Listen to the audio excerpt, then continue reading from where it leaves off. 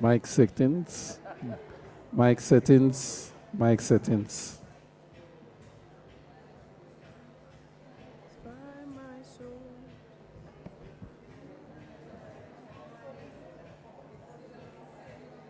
Can go ahead, Shani. Shani, ready to start? Or a little bit more? Or you're good? All right, vibes. All right, Justin. Okay, ladies and gentlemen, good morning and welcome to the Youth Against Violence Forum on Digital Gender-Based Violence, hosted, of course, by the Jamaica Youth Advocacy Network, right here at the High Commission of Canada to Jamaica. Welcome. His Excellency Mark Berman, High Commissioner of Canada to Jamaica. Ms. Kathy Oginski, Counselor, High Commission of Canada to Jamaica. Shanique Bowden, Executive Director, Jamaica Youth Advocacy Network. Mr. Cordell Green, Executive Director of the Broadcasting Commission of Jamaica. Ms. JYAN Edwards, Deputy Director of Public Prosecutions. Senior Superintendent of Police, Christopher Brown. Deputy Superintendent of Police, Jacqueline Dillon. Ms. Michaela Richards, Jamaica House Fellow, representing the Minister of the Ministry of Culture, Gender, Entertainment, and Sports. Representatives from the Institute of Gender and Development Studies, representatives from our development partners, UNESCO and UNICEF, representatives from the Ministry of National Security, the Ministry of Education, Skills, Youth, and Information, as well as the Ministry of Culture, Gender, Entertainment, and Sports. Civil society partners and youth groups, including, if you hear your name, by the way, can you say a little, woo, you know, yeah? Jamaicans for Justice, Jamaica Union of Tertiary Students, right? Aspera Jamaica, and the National Youth Advisory Council of Jamaica. We also have representatives of schools and institutions. I see quite a few schools in the audience. I know we have Tivoli High. Where are they? All right, guys, make some noise for your school, man. Holy Childhood. Yeah, Jamaica Prefects Association should also be here. And we also have Jamaica College. Ladies and gentlemen, we are very well represented by a wide cross-section of government stakeholders, civil society stakeholders, and of course, our young people. We are here because data shows that over 25% of women have experienced intimate partner physical and sexual violence in their lifetime, and that's right here in Jamaica. Almost 3 in 10 women have suffered emotional abuse, and 8.5% has experienced economic abuse. And 63% of women who recently faced physical or sexual violence did not seek any form of help. Ladies and gentlemen, this is not just a number. This is a generation reflecting the very young people that we seek to serve. This is a national responsibility for us to act. And as our lives increasingly move online, gender-based violence has followed us there. Our digital spaces are now classrooms, workplaces, communities, relationships. And when these spaces become the sites of harassment, coercion, image-based abuse, threats and intimidation, the impact is real. Reputations are damaged, mental health is affected, and opportunities are disrupted. So this forum today is not about awareness alone. It's part of the Jamaica Youth Advocacy Network's #Youth Against Violence project, now in its second year of support from the Canada Fund for Local Initiatives. And that continued support signals something important. When young people are trusted to lead, they produce a measurable impact. Over the past 2 years, JYAN has engaged hundreds of students across high schools and universities in violence prevention strategies and gender-based violence sensitization sessions. We've hosted debates between universities, creating that space for structured dialogue and developing a youth-informed call to action and convening over 60 stakeholders across government and civil society, even producing a policy brief on the National School Safety Guidelines. This is not symbolic engagement. This is youth leadership operating at scale. And today we build on that work by turning our attention to digital gender-based violence. My name is Danielle Mullings. I'm Deputy Chair of the National Youth Advisory Council, and I'm happy to be here as your moderator for the day. Thank you. Now, before we proceed, a few housekeeping notes. Firstly, the event is being live streamed, so smile, you're on camera. Kindly ensure that your phones and devices are placed on silent. Photos will be taken throughout the forum and shared on JYAN's social media platforms, but if you prefer not to appear in any photographs, please indicate that to a member of our team. Again, on that idea of photos, please ensure that your photos are tight angled, meaning that you're not capturing anything excessive. That means no doors, no sensors. We are, of course, in the High Commission of Canada, and we want to preserve their security, right? Additionally, if you're wondering where the bathrooms are, they are to the back, behind that brown separation on my right, your left. Both male and female bathrooms are there. And I think that's all for one more piece of housekeeping. You also see a QR code displayed on the backdrop. Well, my picture is up now, but a QR code will soon be up. And displayed on the backdrop, that will allow you to access JYAN's link tree. That means if you have not already registered your attendance today, please scan it and register for the day. You can also access the agenda, project resources, and other youth-led initiatives that JYAN has there. We also really want you to join the conversation online using hashtag YouthAgainstGBV. I'm going to say it again so everybody remembers to write that down.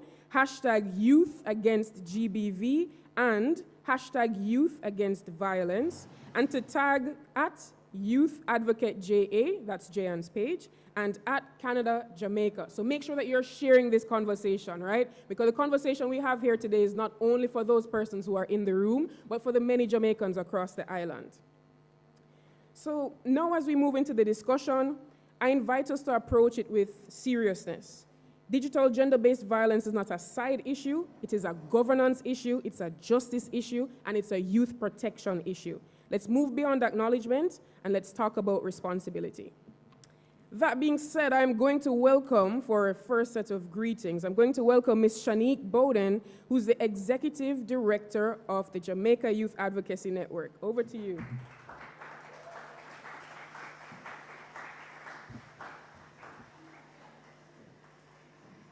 Thank you, Danielle. Good morning.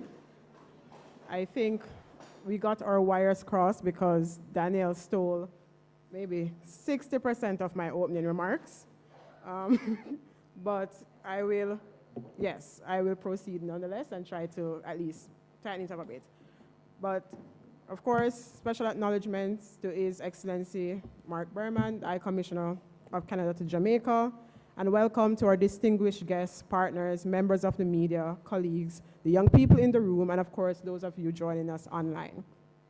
Danielle shared quite a bit of statistics, and while I was preparing my opening remarks, I intentionally did not include any, not because the statistics and the numbers aren't important, they absolutely are, but because the very fact that we are gathered here today tells us that this is something critical. We don't need the numbers to quantify this any more than it is, because the impact of gender-based violence on our women, men, girls, and boys is already well known and documented.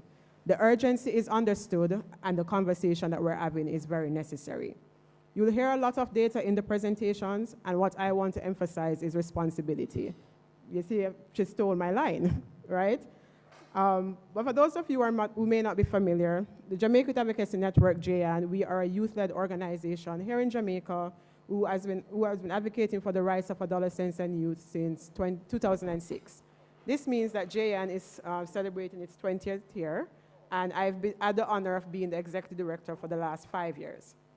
For 2 decades, we have led strong advocacy around sexual and reproductive health rights, healthy food policies, broader human rights issues, student rights, and of course, the impact of violence on young people. As the young people will say, JYAN is not new to this, we are true to this. This is our 2nd year implementing under the Canada Fund for Local Initiatives, CFLI, particularly through our Youth Against Violence project. To date, we have sensitized almost 600 young people and students on issues related to violence, particularly gender-based violence. We have executed 2 university-level debates on gender-based violence that were extremely well received, and of course, we're already looking forward to executing our 3rd stage in next year with the support from the Canada High Commission. Later in the program, you'll hear more about the broader scope of our project and the impact JYAN continues to have. At JYAN, we pride ourselves on progressive interventions in national discourse, especially where this discourse affects young people. Initially, we planned to host this event during the 16 days of activism, but as many of you may know, or will know rather, Melissa had other plans. And while that disruption forced a postponement, it also gave us space to reassess and refine our scope to ensure that this conversation remained timely and relevant. And what could be more timely? We are currently witnessing national discussions around the amendments to the Cybercrimes Act, the increasing calls for the publication of a sexual offenders registry, and legislative efforts to address issues such as revenge porn, and other forms of digital abuse. The digital space is no longer separate from our lived realities. It is an extension of them. And so conversations about gender-based violence must now meaningfully engage how it manifests online. This is a prime moment for dialogue. At JYAN, and it might be the bias in me as one of the 4 leading youth organizations in the country, it is important that we ensure that youth voices are not just included, but centered in this national conversation. And that brings me to something I'm particularly most proud of where JYAN is concerned. At JYAN, when we say we are youth-led, we mean youth-led. Not youth-decorated, not youth invited to speak at the end, youth-led. Which means that an event like this does not happen because I decided that it should, or because CFLI gave me money to do it. It happens because, one, we saw the need for it and implemented that as part of our programming. And it happened because we have a committed team of young people working together to conceptualize, shape, refine, and working tirelessly to bring it to life. I want to make a very special acknowledgement to my team. We are the very definition of little but Tolowa. We're a small team, and we have worked tirelessly to conceptualize, plan, and execute this forum alongside our many other deliverables under this project, as well as our several other mandates. While they stress me daily, and the notes here say that I say that with love, we would not be here today without them. Please be assured that what you see today, from the concept note to the agenda setting to the panel questions to everything displayed on these screens, is about 99% youth-led. The other 1% is me, who, when I celebrated my 30th birthday earlier this year, was told I needed to get out because I'm no longer a young person. But I'm still young at heart. And before I close, I was speaking with one of my project assistants about my remarks, and he asked me what I was going to say in my line about you could have been anywhere in the world today. And I said, yes, of course I am, because it's true. You could have been anywhere in the world today, you could have been anywhere else this morning, but you chose to be here with us. You chose to share your time, your attention, and your energy with us, and that matters. We are deeply grateful for your presence, your partnership, and your willingness to engage in what may be uncomfortable but necessary conversations. We hope you enjoyed today's proceedings, and more importantly, that you leave challenged, informed, and ready to act. Thank you.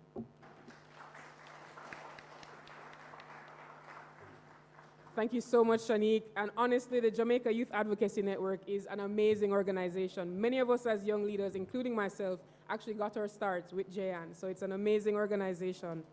We're now going to go over to greetings from His Excellency, Mr. Mark Berman, High Commissioner of Canada to Jamaica. Let's welcome him.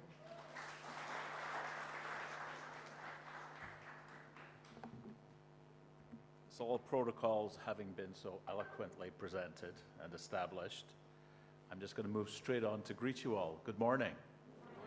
Welcome to our home, the Canadian High Commission.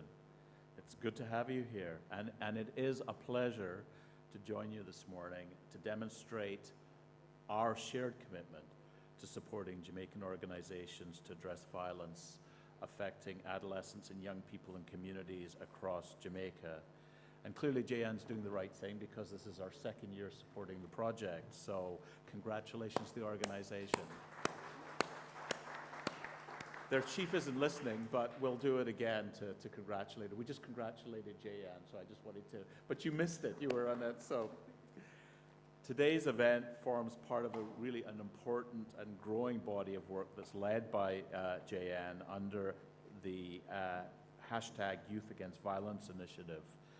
That's an effort that the Government of Canada is proud to support through our Canada Fund for Local Initiatives, or CFLI. And since last year, JYAN has meaningfully engaged hundreds of students, many of you are here, through this initiative across the island to ensure that youth voices are amplified in national dialogue related to making communities safer and advancing inclusive, evidence-driven approaches to violence prevention.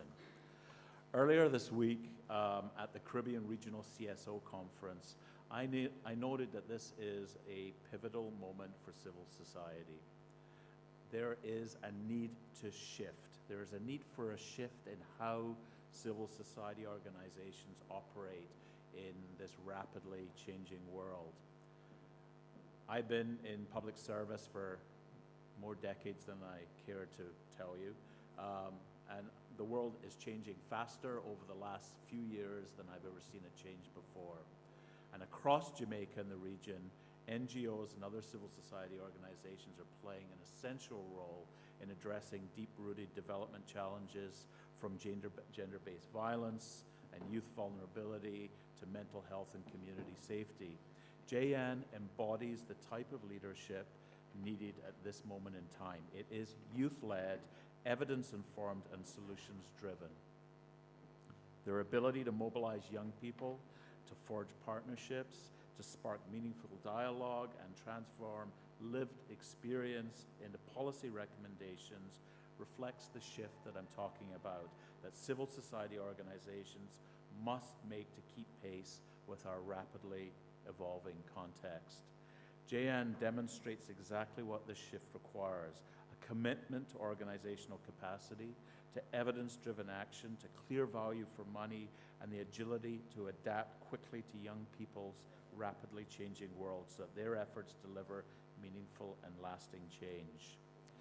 Canada is proud to stand with JYAN in this important work, and through the Canada Fund for Local Initiatives, we remain committed to supporting youth empowerment, violence prevention, safer schools and communities, and community resilience. So I have to commend you all for keeping youth voices at the center of national conversations. Your leadership is helping to shape a safer, more inclusive future for Jamaica's young people by working with them, centering their voices, partnering in solutions, and advancing changes alongside the youth who are living these realities every single day. So keep up the good work. Thank you. Merci beaucoup.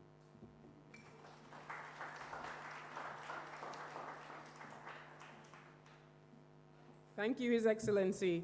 We also want to just highlight that in the room we have Mr. Patrick Layler, who is the board chair of the Jamaica Youth Advocacy Network. So let's just give him a little round of applause, please. Thank you. All right, for our final opening remarks, we have Ms. Michaela Richards, who is a Jamaica House Fellow under the Ministry of Culture, Gender, Entertainment, and Sports. She will be bringing greetings on behalf of Minister Olivia Grange and the Ministry of Culture, Gender, Entertainment, and Sports. Over to you, Michaela.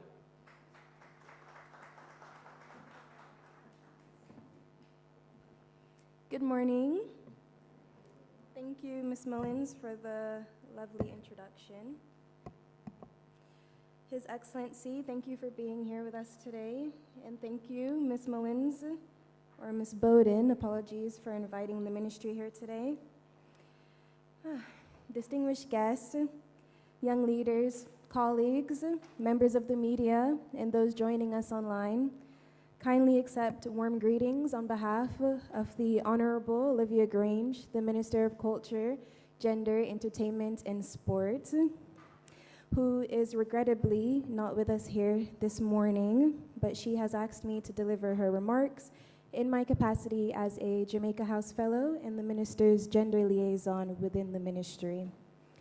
Far too many of us in this new digital era carry invisible scars from violence that goes beyond the physical realm and now hides behind our screens, usernames, and direct messages. This hashtag Youth Against Violence Forum on digital gender-based violence is not just another event. It is a collective responsibility to confront and prevent violence in digital spaces. Digital gender-based violence is real, it is ruthless, and it is growing. Cyberstalking, non-consensual sharing of intimate images, online harassment, doxing, deepfakes, these are not just words on the internet. They destroy lives, silence voices, and steal futures. But our young people are not victims waiting to be saved. We are the generation that will end this. And today, I want to show you what our government has built and is still refining so that we can stand even taller. Through the Bureau of Gender Affairs, Jamaica continues to implement the National Policy for Gender Equality and the 10-year National Strategic Action Plan to eliminate gender-based violence. We have strengthened our institutional response through the National Shelter Unit, which provides safe accommodation, protection, and coordinated services for survivors of gender-based violence. The Sexual Harassment Investigation Unit, which supports the implementation of the Sexual Harassment Protection and Prevention Act and promotes safe environments in our workplaces, our schools, and places of accommodation. The Gender-Based Violence Helpline Unit, which offers confidential counseling, psychosocial support, safety planning, and referrals to individuals experiencing gender-based violence. As announced in the recent throne speech by His Excellency, the Governor General, the ministry is working to launch a gender-based violence mobile app. It will be discreet, one tap, emergency help, legal information, support services, location services, all in your pocket. There's no more fear of seeing a victim or someone seeing a victim's browser history. For the digital age, there will be a digital shield. Protection must be available in the same digital spaces where harm can occur. This is progress that you can now download. We also have the Male Empowerment Unit. The Domestic Violence Act, which was amended, is already in law. We have stronger protection orders, higher penalties up to $1 million, and jail time for breaches. More people who can apply on the victim's behalf as well. Additionally, a new Joint Select Committee of Parliament has been formed to complete the full statutory review of the Act. More dialogue will be engaged in this setting regarding alignment with the Sexual Offenses Act and the Cybercrimes Act. This reflects a structured, multi-layered response to preventing gender-based violence, protecting survivors, and holding perpetrators accountable. However, as violence evolves into our digital spaces, we recognize that our engagement as a ministry must evolve as well. So I want to ask a question. How many of us here are actually on TikTok? Can I see a raise of hands? A lot of us here. So earlier this week, our ministry actually met with representatives of TikTok to discuss the strengthening of digital safeguards in relation to some of the content we are seeing on the platform. We see a lot of platform nowadays on TikTok, quite specifically depicting intimate partner violence and other forms of gender-based harms. I won't call any names, but I'm sure some of us have seen that content. The purpose of the discussion was quite simple. We want to explore practical measures that can better protect Jamaican users and introduce considerations for more contextual and culturally relevant safeguards for Latin America and the Caribbean. This engagement forms part of our broader national response to gender-based violence. As patterns of abuse increasingly mitigate into our digital spaces, policy conversations must also extend there. These conversations are important because our digital spaces are not separate from our society. They shape our norms, they shape our attitudes, and they actually affect real lives. Women and girls remain vulnerable to this gender-based violence. So when we see these harmful relationship dynamics live streamed and widely circulated on social media platforms, there's a risk that this violence becomes accepted as entertainment or excitement rather than actually being recognized as abuse. The likes and widespread sharing can unintentionally reinforce the same behaviors that we would otherwise challenge in real life. This is why we must both offline and online address these manifestations of violence, treating them as interconnected rather than separate realities, because they're one and the same. While these systems and safeguards are critical, lasting culture change really depends on people, especially our young people that are in the room today. The digital natives, the content creators, the coders, the influencers, we know better than anyone how a single screenshot can change an entire life or shatter it. We also know how a single post, a single story, a single I believe you can also help to rebuild it. We have to be the ones who report, who block, who support, and who can create those counter narratives. Use your platforms to say loud and clear, in Jamaica, there is no excuse for abuse, online or offline. Gender equality is not just a women's issue, man. It's also everybody's business. So let this forum today be a spark. Let today's conversations become tomorrow's actions, and let us leave here today more informed, but also inspired and ignited. As a government, in partnership with the private sector, our youth, civil society, community and faith-based organizations, let us continue to build a Jamaica where violence in any form has no hiding place, digital or otherwise. Thank you.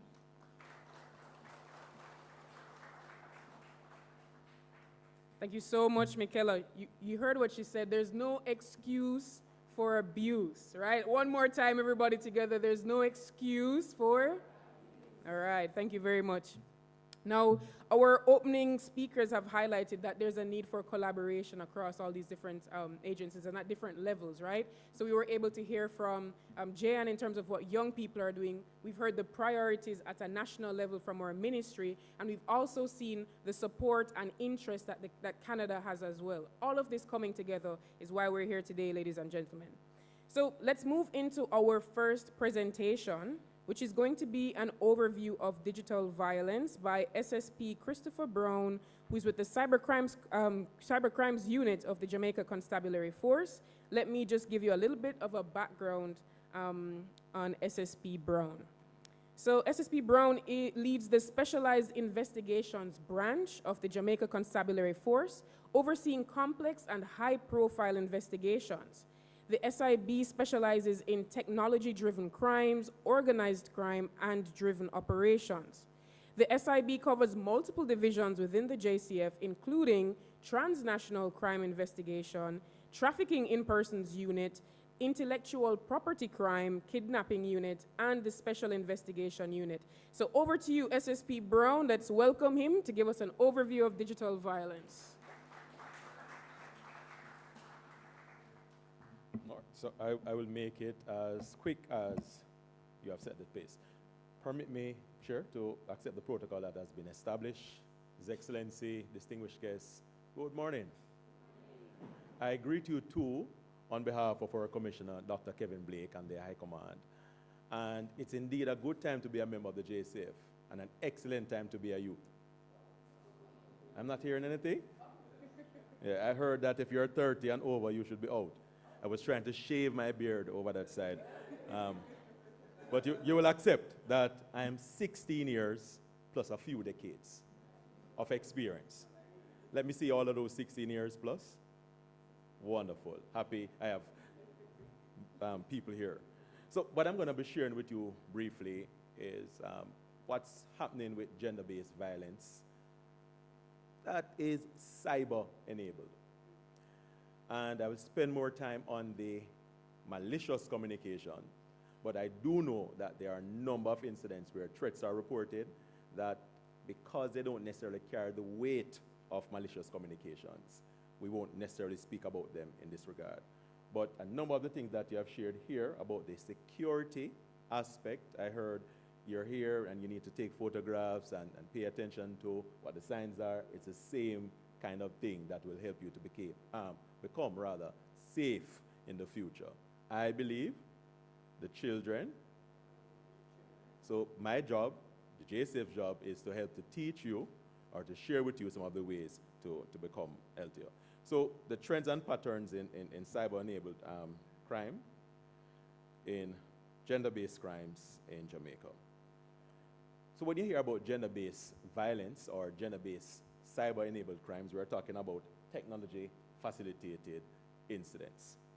It involves abuse, and when we speak about abuse here, the definition for it, or definition of violence, is not limited to physical abuse. It also includes emotional, psychological, and so on.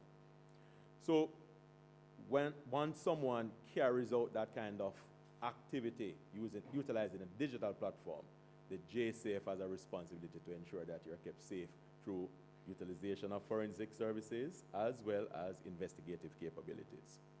And so it includes threats, harassment, non-consensual sexual image sharing, doxing, I heard that, and the doxing has become quite a big issue where because of the deposits that we make online in some instances, or because of how we engage and share information with our friends, they find it necessary when the relationships don't work to upload all of that information regarding you. So remember, some of the photographs that you take today become the deposit for that kind of information at a later stage. So be careful of what you're offloading online. And of course, there's deepfake and the impersonation, and I'm sure you're seeing a lot of those happening. And I trust that you will, if you become a victim or should know of anyone who's a victim in that regard, to share that information so we could help with the prevention and solving of those cases. So what we have been seeing and sharing and investigating, it starts with a relationship often going sour. Good friends, intimate relations going sour.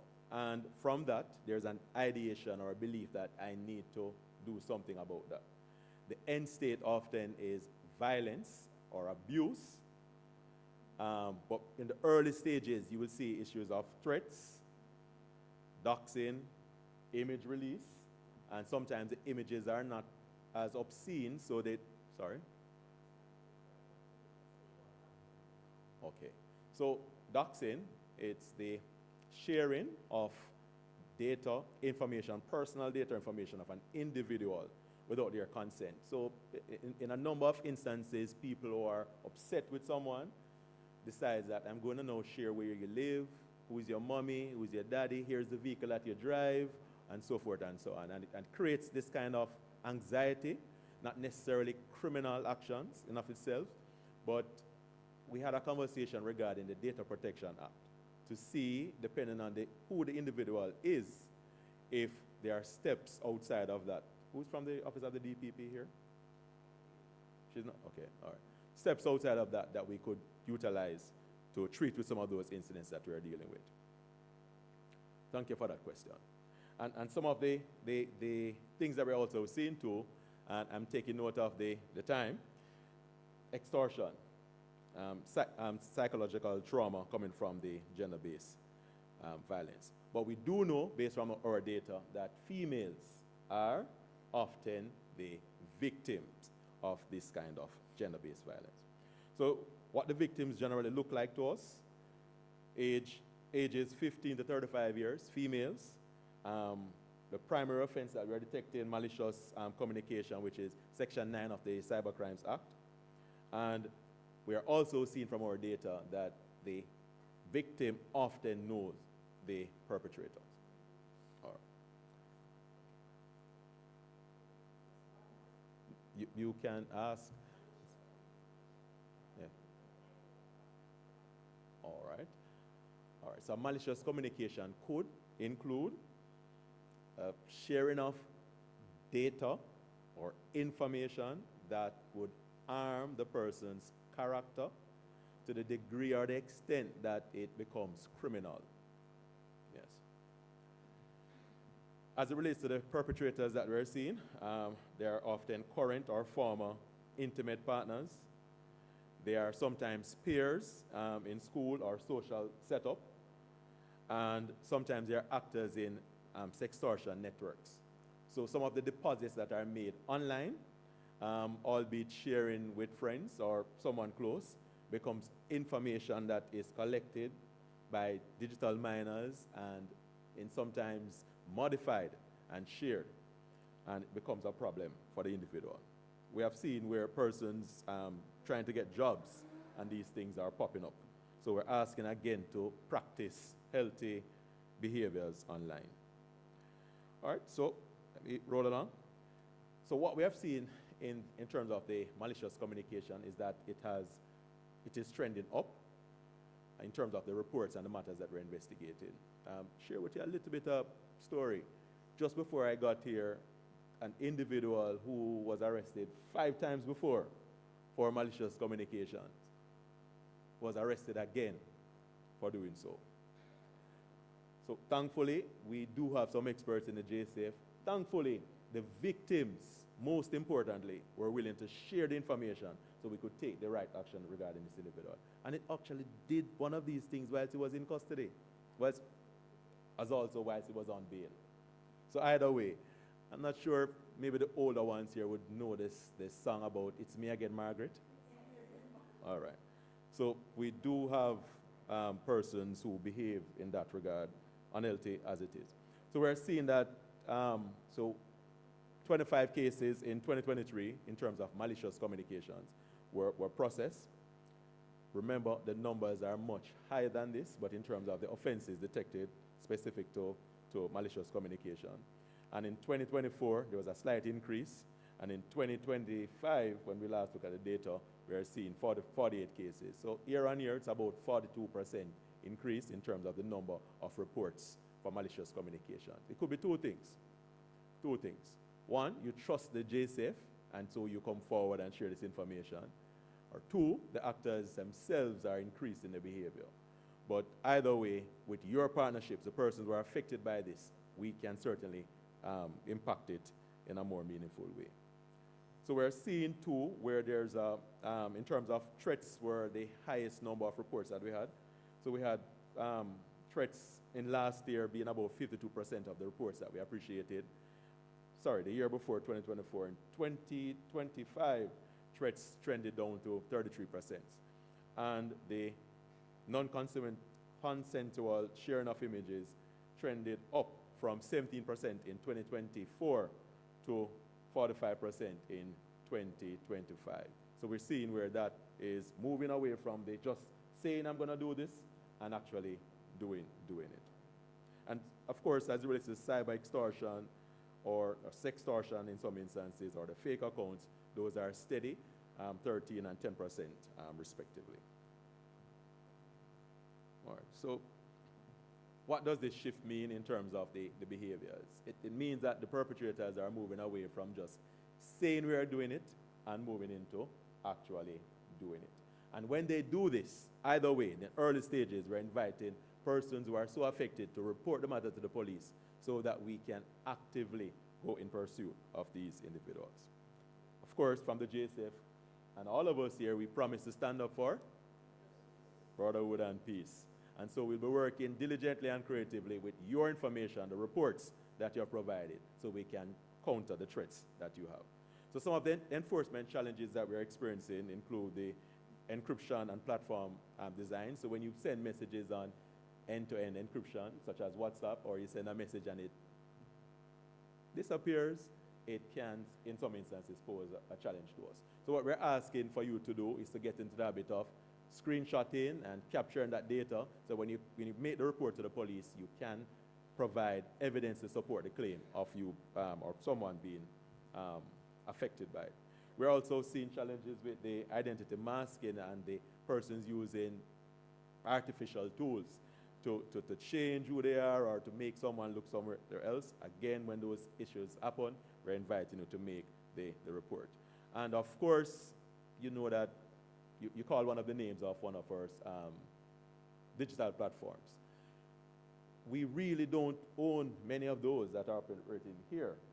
And so when something happens on any of those platforms, what you're going to find is that we have to enter into MLAT agreements to get some of the data or the information. So again, I'm asking you to balance or to manage the use of it. Digital platforms are very good highways, very useful, but they can also be abused. All right. We do have a force that is equipped, but training is continuous, and so with the information that you provide, we will see where there are gaps within in terms of our capacity, our capabilities, and we'll go towards training. Canada and other stakeholders have over time provided numerous training opportunities and technologies that support our investigations.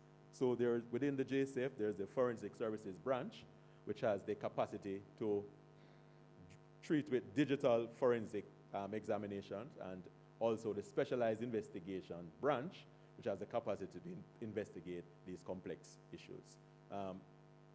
Maybe it's a good thing.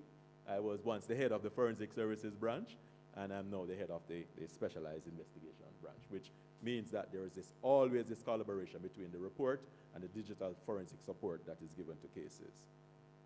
All right, so in a nutshell, and I would say nutshell, cyber neighbor gender-based violence is evolving. Of course, the technology continues to increase, and we are seeing where it has become more harmful and psychological, especially for those persons who are affected by the sharing, especially of some non-consensual image. So the image-based one, the revenge porn, big deal. We also are seeing too where individuals are inserting in their partners, intimate partners, without their consent, tracking devices, whether on their mobile devices or inserted elsewhere. And so you want to be wary of those. I won't go church on you today, but Peter said that you have to be, yes, because the devil, your adversary, goes about like a roaring lion seeking whose soul to devour. So the internet is not attempting to devour your souls, but your deposit on the internet can become a problem or a challenge at a later stage. But if you're affected, the JCF has the capability and resource partners to help to counter the threats and to solve the cases and intervene where necessary. So the focus, ladies and gentlemen, I can't say boys and girls, youths, all. The focus is on protecting the victims, those persons who are most affected by it. And one way of protecting victims is also to bring to the attention of the police or other stakeholders something that is impacting a victim who is afraid to actually make that formal report. So that being said, and the power vested in me, that's the time that I have. Thank you very much for facilitating this course.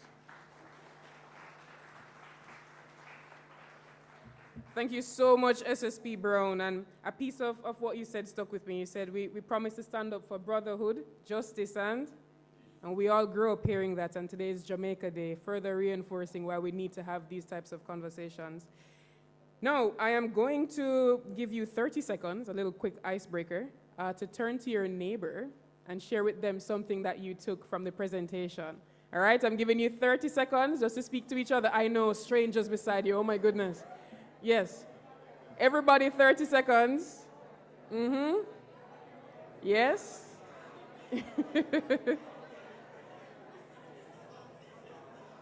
Tell them something you learned.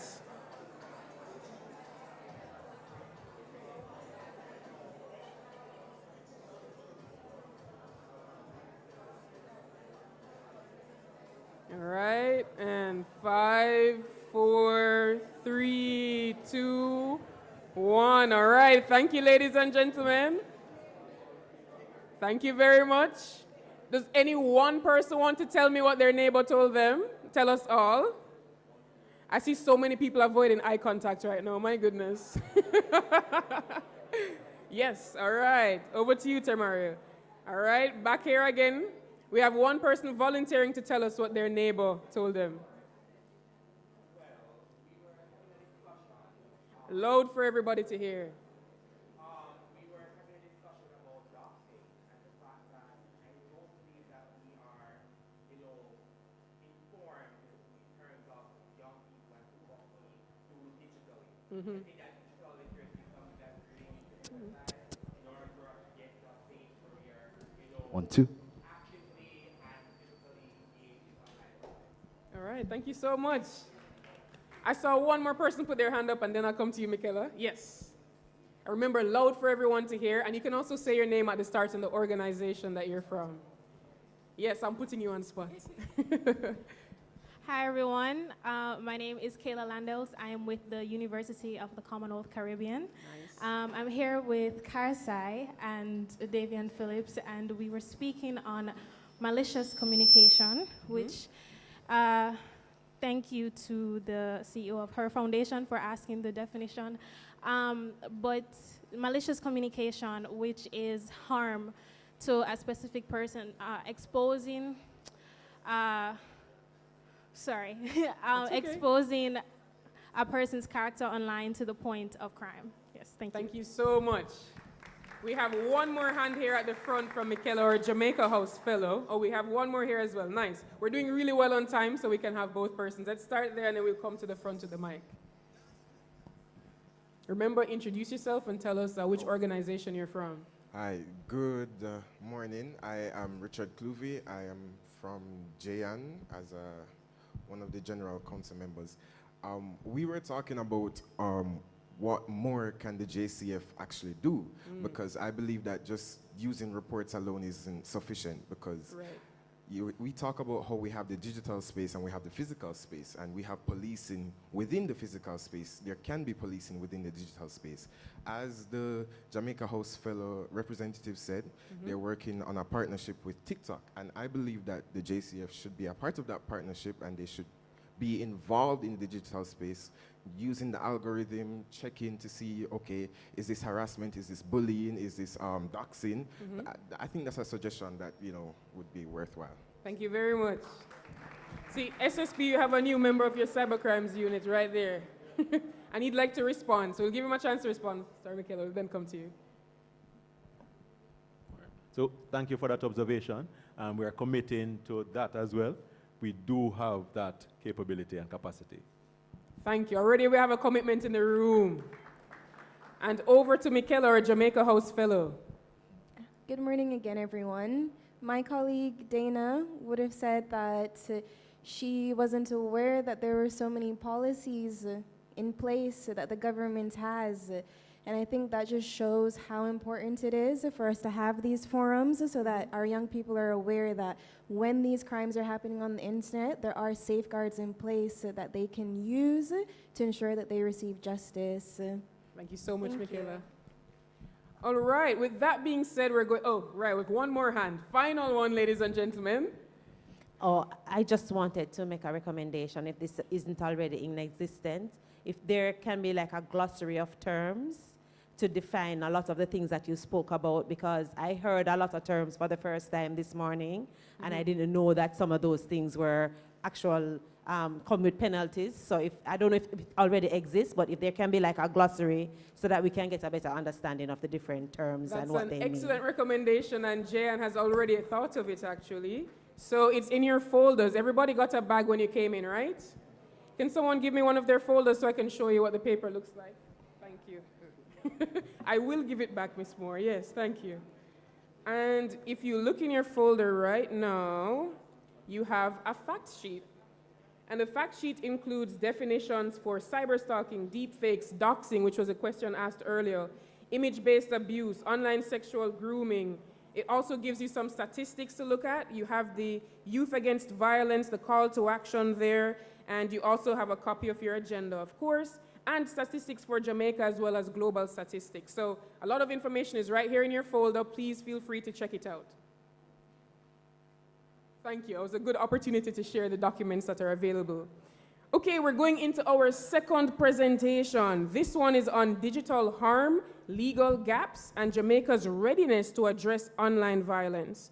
Now, our presenter will be Taitu Heron, the principal research consultant at Tama Research Consortium. Now, on the agenda, it does say that she's with the Institute of Gender and Development Studies, but she's not. She's a principal researcher for Tama Research Consortium.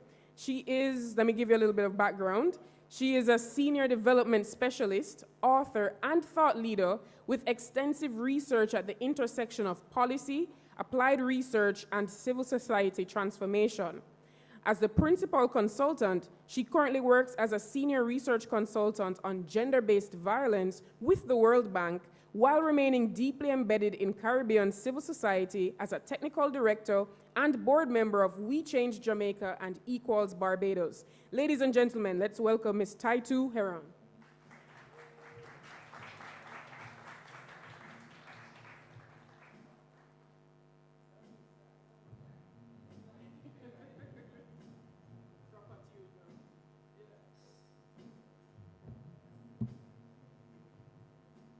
I can't sing though, but I will be at the concert on Sunday night. Greetings, everyone. Thank you so much. It's such a good opportunity to be here. Thanks for the invitation, JYAN. I'm also want to acknowledge all of the very important persons in the room, everybody. And since the protocol has already been, what they call it, observed, I was just going to say hi. So I'm going to really talk to you about, while the slides are calibrating, I'm going to talk to you about digital harm, legal gaps, and Jamaica's readiness to address online gender-based violence.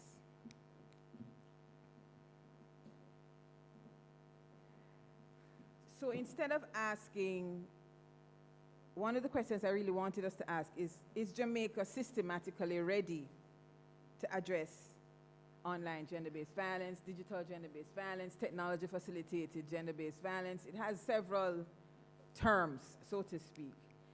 In my capacity at the World Bank, we call it technology-facilitated gender-based violence, or TFGBV. So if you hear me going interchangeably between digital GBV and online, it's the CMT, all right? And the reason why I thought we really needed to look at this and why I jumped at the invitation from JYAN is that it emerges within and it is shaped by Jamaica's broader gender-based violence framework. So our assessment of readiness, in other words, to handle TFGBV must be layered.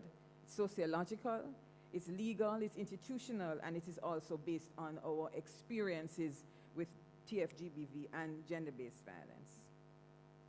Unfortunately, in Jamaica, gender-based violence is not episodic. It would be nice, but no, that is not the case. It is a very structural problem that we have. It spans centuries.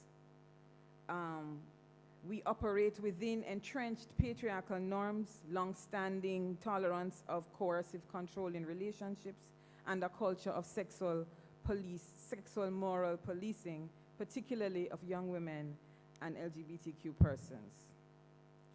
Violence is historically functional in so far as it is a tool of discipline and control across institutions.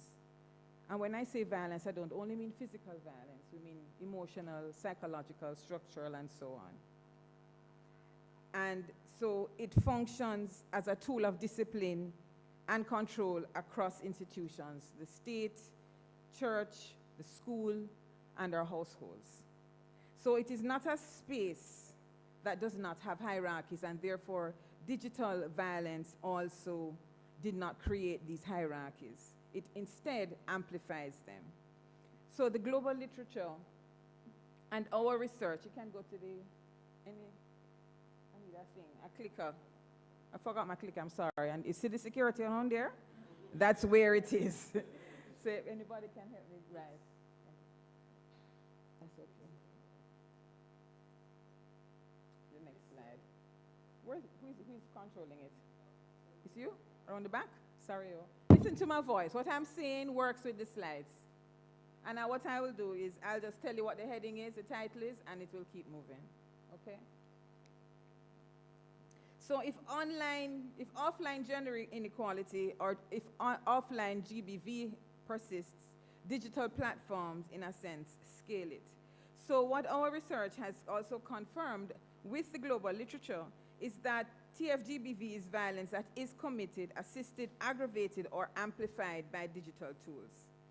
It's a continuum of offline and online violence. But let me get into what it is. I think maybe I don't need to because it has already been discussed so far. Let's skip to the next one.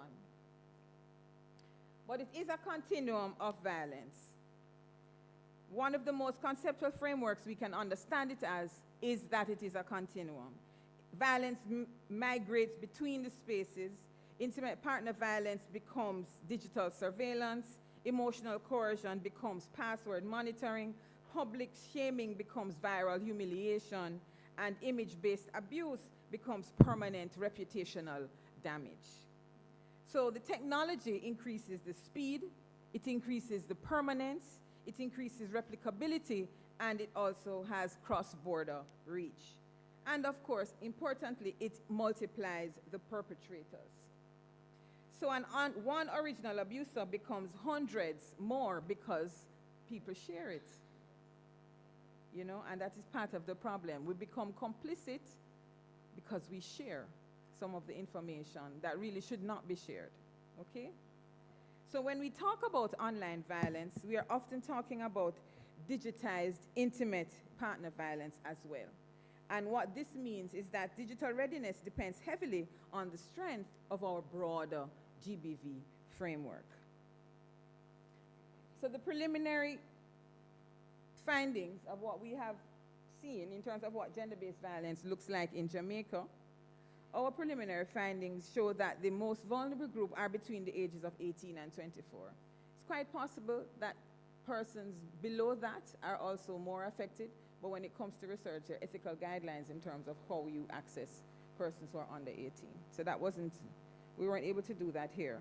But the most common forms reported in Jamaica are online harassment, cyberstalking, non-consensual intimate image dissemination, and sexualized digital threats. In many cases, perpetrators were known partners or former partners. So it is, in a sense, it's not an anonymous cybercrime in terms of a lot of the ways it has occurred. So what I want to do now is that let's look at what Jamaica's legal framework looks like. We have our Cybercrimes Act, which has changed. Thankfully, I think we deserve to give the government a round of applause for that one. Getting governments to change laws can be a bit trying. They take long. This one only took 10 years. So that's not bad, you know. It's bad when 10 years is not bad, but we are grateful. But what I think is really good about it is that it is an attempt to modernize and strengthen the actual framework, yeah? And the amendments broaden the concept of harmful conduct from sending to publishing, capturing, posting, and wider dissemination of non-consensual images. And it also criminalizes the publication of such intimate images. So it significantly strengthens penalties where minors are the target, but not adults. So that's that gap that we have to deal with. And it criminalizes the cybercrime tools. So, and they're also framed in a very technologically neutral way. So it is real progress. And in addition, we have some of the areas what we will see is it falls short on some of these other things, which we'll get to in a minute. So it has the Domestic Violence Act, we have the Sexual Harassment Act, we have the Data Protection Act, and we also have the Cybersecurity Incident Response Team. So we have relatively strong legislative architecture. However, legislative coherence is not yet complete. We don't have a standalone sextortion offense. There is no explicit adult deepfake sexual imagery offense, which I found unusual. We don't have a clearly codified offense for threats to release intimate content, and we don't have statutory platform takedown timelines or survivor-centered digital protection orders. So we do have a little way to go. And Jamaica is still not party to the Budapest Convention, which is an international convention which allows for cross-border evidence processes. And when you're talking about digital gender-based violence and just operating in the digital sphere, it's definitely cross-border, okay? So it's something that we need to pay attention to. So when we're looking at these kinds of constraints across the region, we see that we have limited digital forensic specialization, a kind of fragmented interagency coordination, and slow justice delivery. There is case attrition in GBV matters, and unfortunately, some of our survivor support services are not as strong as they could be. So whether it is in online or offline GBV cases, survivors experience delays and procedural strain. So if the system struggles offline, adding digital complexity compounds that strain. So unfortunately, we all have more work to do, right? Because we are here, the digital sphere is not going anywhere. It's getting more and more complicated, quite frankly. So those who are facing the future, I'm facing death. You're all facing the future. No, it's true. You know, I'm 55. I'm facing death. That's like 20, 30 years ahead of me, right? You are facing the future. Okay, so it is going to be your problem to solve, not mine. No, it's true. I don't know what the issues are as much as you would. And I'm not going to say this is what you should do because I don't know all the challenges that you face. So it would be presumptuous of me to tell you what to do with the future. I can tell you what to do over the next 20 years while I'm still alive. But I don't think that as somebody over 45 can tell young people about the future. It is very arrogant and egotistical of us to do that. So, is Jamaica ready? I think the answer is layered. Legally, we are evolving. Normatively, there is commitment in terms of the various things that we have signed on to at the UN level, at the international level. But institutionally, there's a lot of capacity building to do. And also culturally, we have a lot of transformations to do in terms of how people perceive women, young people, children, anyone in between, when it comes to dealing with experiences of violence, right? That humanity and dignity must be at the center, and unfortunately, that is not necessarily the case, right? So it does require, and I think our colleague from the police force also had indicated that capacity building for the judiciary and the police force is something that is wanting. So I'm gonna leave you with the presentation. You can all get copies of it at a later date, but I know that I do have some time left. So with the time that I have left, what I want to be able to do is to talk, to kind of give a pivot, which will give me about 2 minutes, is to shift us to think about if readiness is systemic, then reform should be strategic. So we need to reflect on what is a priority, or what do we prioritize on. Should Jamaica prioritize closing explicit legal gaps first, such as sextortion or deepfake offenses, or should we prioritize strengthening the inter-institutional capacity, say between digital forensics, prosecutorial training, the judiciary, the counselors, all of that. There is an ecosystem or inter-coordination effort that will be required between all the government agencies, including police, judiciary, and the legal departments, and the cyber units, and so on, and the department, the Bureau of Gender Affairs. And so you see what I'm saying? It's multi-layered and there are several partners, okay? So I think we have to pay attention to how we can ensure that there is interagency coordination that considers the persons that actually require the help, okay? So how then do we come up, what are the mechanisms that we should compel faster platform responsiveness in cases of image-based abuse? How can we design survivor-centered digital protection orders that are fast, accessible, and enforceable? And importantly, what role should youth play in shaping digital safety governance? Because digital spaces are youth-dominated, right? So because they're youth-dominated, youth risks are going to be misaligned if youth are not a core part of the, actually should be the conversation, okay? So I think in closing, am I okay for time? I'm good? Wonderful. So in closing, I think digital spaces are also social spaces, and violence online is violence. And I think while the 2026 amendments represent meaningful progress, however, the digital readiness is not only about updating our cyber laws, it is also about strengthening the entire ecosystem of gender-based violence. So if online justice delivery is slow, digital harm is going to outpace it. So I think there's that increasing collaboration that is going to have to take place, okay? So if the legal gaps remain, impunity will migrate online, right? And if the survivor trust is fragile, reporting will remain low. So the question is not whether or not we have cyber legislation. Listen, Jamaica is so rigorous and good when it comes to policy development, policy making, legislation, regulatory processes. We are good at it. We have best practices in this area. Is the implementation. We have deficits, right? So it's not about whether or not it is strong enough. The question is whether or not it is strong enough to absorb the transformation that is occurring in the digital sphere. And that, to me, is a governance question. So it's not. And I think I better leave it at that. It is a governance question. So if it is a governance question, what are the various approaches do we need to take? So I'm going to leave that there for you. And if you wish, you can get a copy of the presentation from my good colleagues at JYAN. Thank you so much.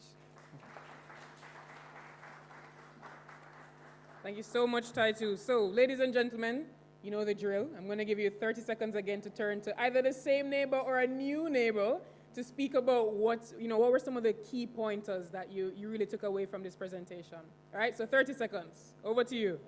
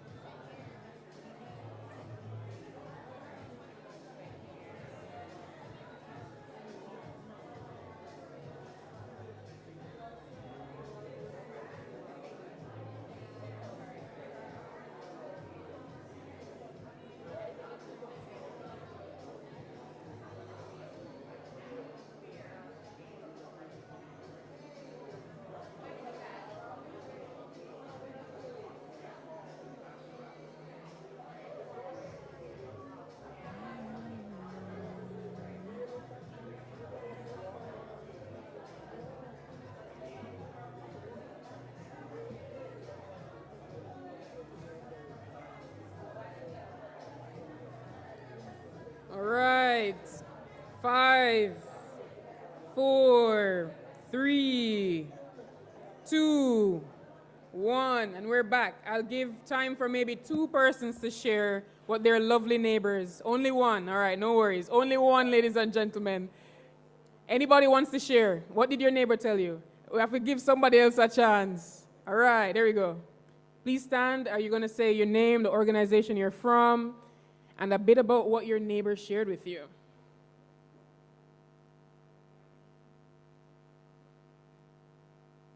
Mic check 1, 2. All right, you can go ahead.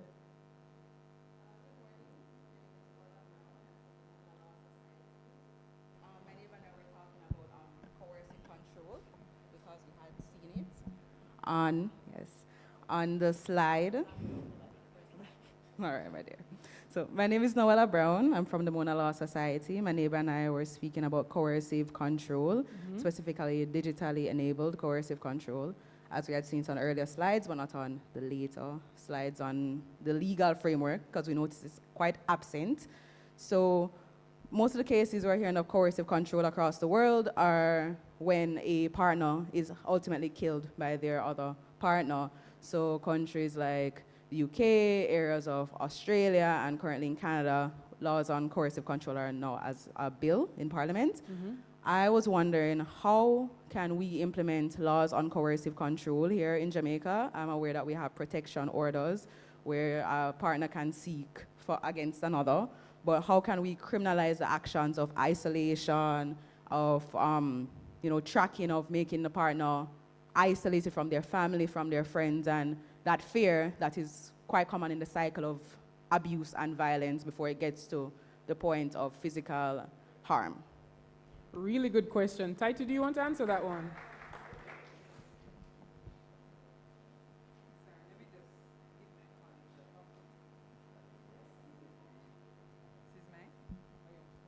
You can go ahead. Right. Okay. I think if you're thinking how I understood your question was coercive control in how you're referring to it, is that continuum in gender-based violence that is almost close to femicide. It's like just before the man kill her. Mm-hmm. And that is really, unfortunately, the most difficult time for a woman to leave. Right? Our GBV laws on femicide don't exist. The actual GBV infrastructure relating to something like coercive control is actually in the laws already. It covers threats of violence, it covers surveillance, it covers stalking, it is quite comprehensive. The challenge is the implementation and also the enforcement of the law. And that also, unfortunately, is matched by how community members or family members respond when they know a member of their family is experiencing violence and abuse, right? We don't always do what we're supposed to do. These days we take out the phone quicker than we call the police. And we don't take the phone out to call the police, we take the phone out to video it. Yes. You see how lives stay? Right? So it's actually the infrastructure, the laws, the GBV, that aspect what you're talking about is there. It's the infrastructure to deal with it. Community members, police. So if somebody actually goes to the police, don't send her back, please, I beg. Don't say let them work it out, you know? So there are ways and means, but as a community, as a society, we are very comfortable with women dying. And we're very comfortable with women being beaten and children being beaten and partners fighting. You know, whether they're straight or whether they're not. We are very comfortable, which is not good. We shouldn't be so comfortable with beating each other up. I mean, when you think about it. So it's other infrastructural challenges and improvements that are going to be required so that the women don't die. Thank you so much, Taito. Yeah. Let's give her a round of applause. To move on, please. All right, ladies and gentlemen, I think that was the perfect segue into presentation number 3. And for presentation number 3, it will be about digital GBV and Caribbean youth experiences. And our speaker will be Morgan Phillips. She is a research consultant and gender specialist with 6 years of experience in evidence-based advocacy for universal human rights. Morgan is co-founder of Groundings with My Sisters, an intersectional feminist collective using art and activism to advance sexual and reproductive health and rights. Morgan works with Tama Consulting as a research assistant on a World Bank-commissioned multi-country study examining technology-facilitated gender-based violence in Latin America and the Caribbean. Let's welcome Morgan Phillips.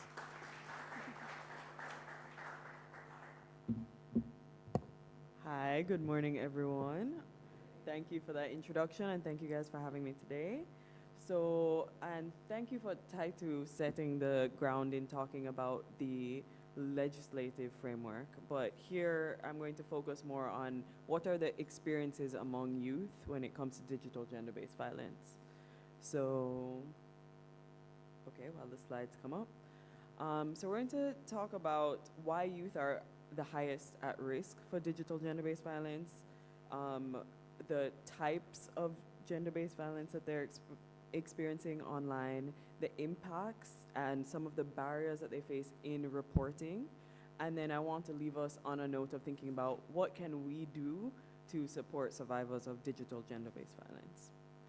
So next slide, please. Next slide.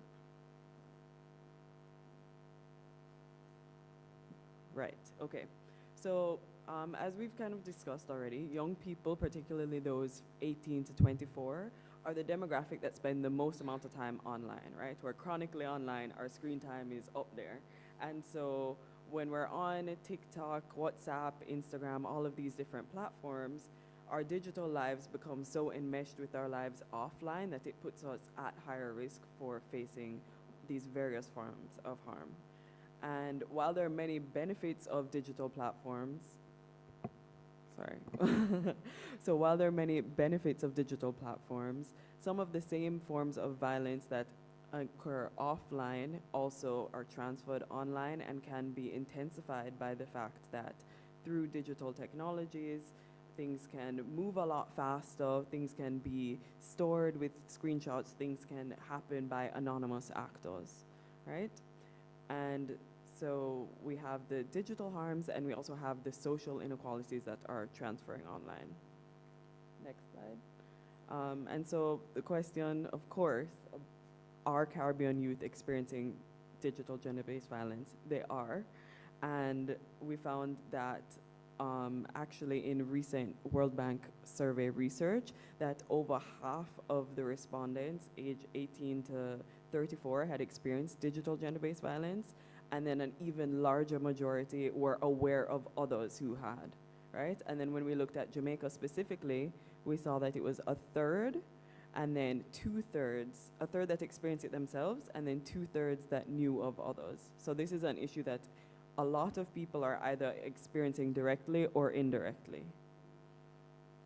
Next slide.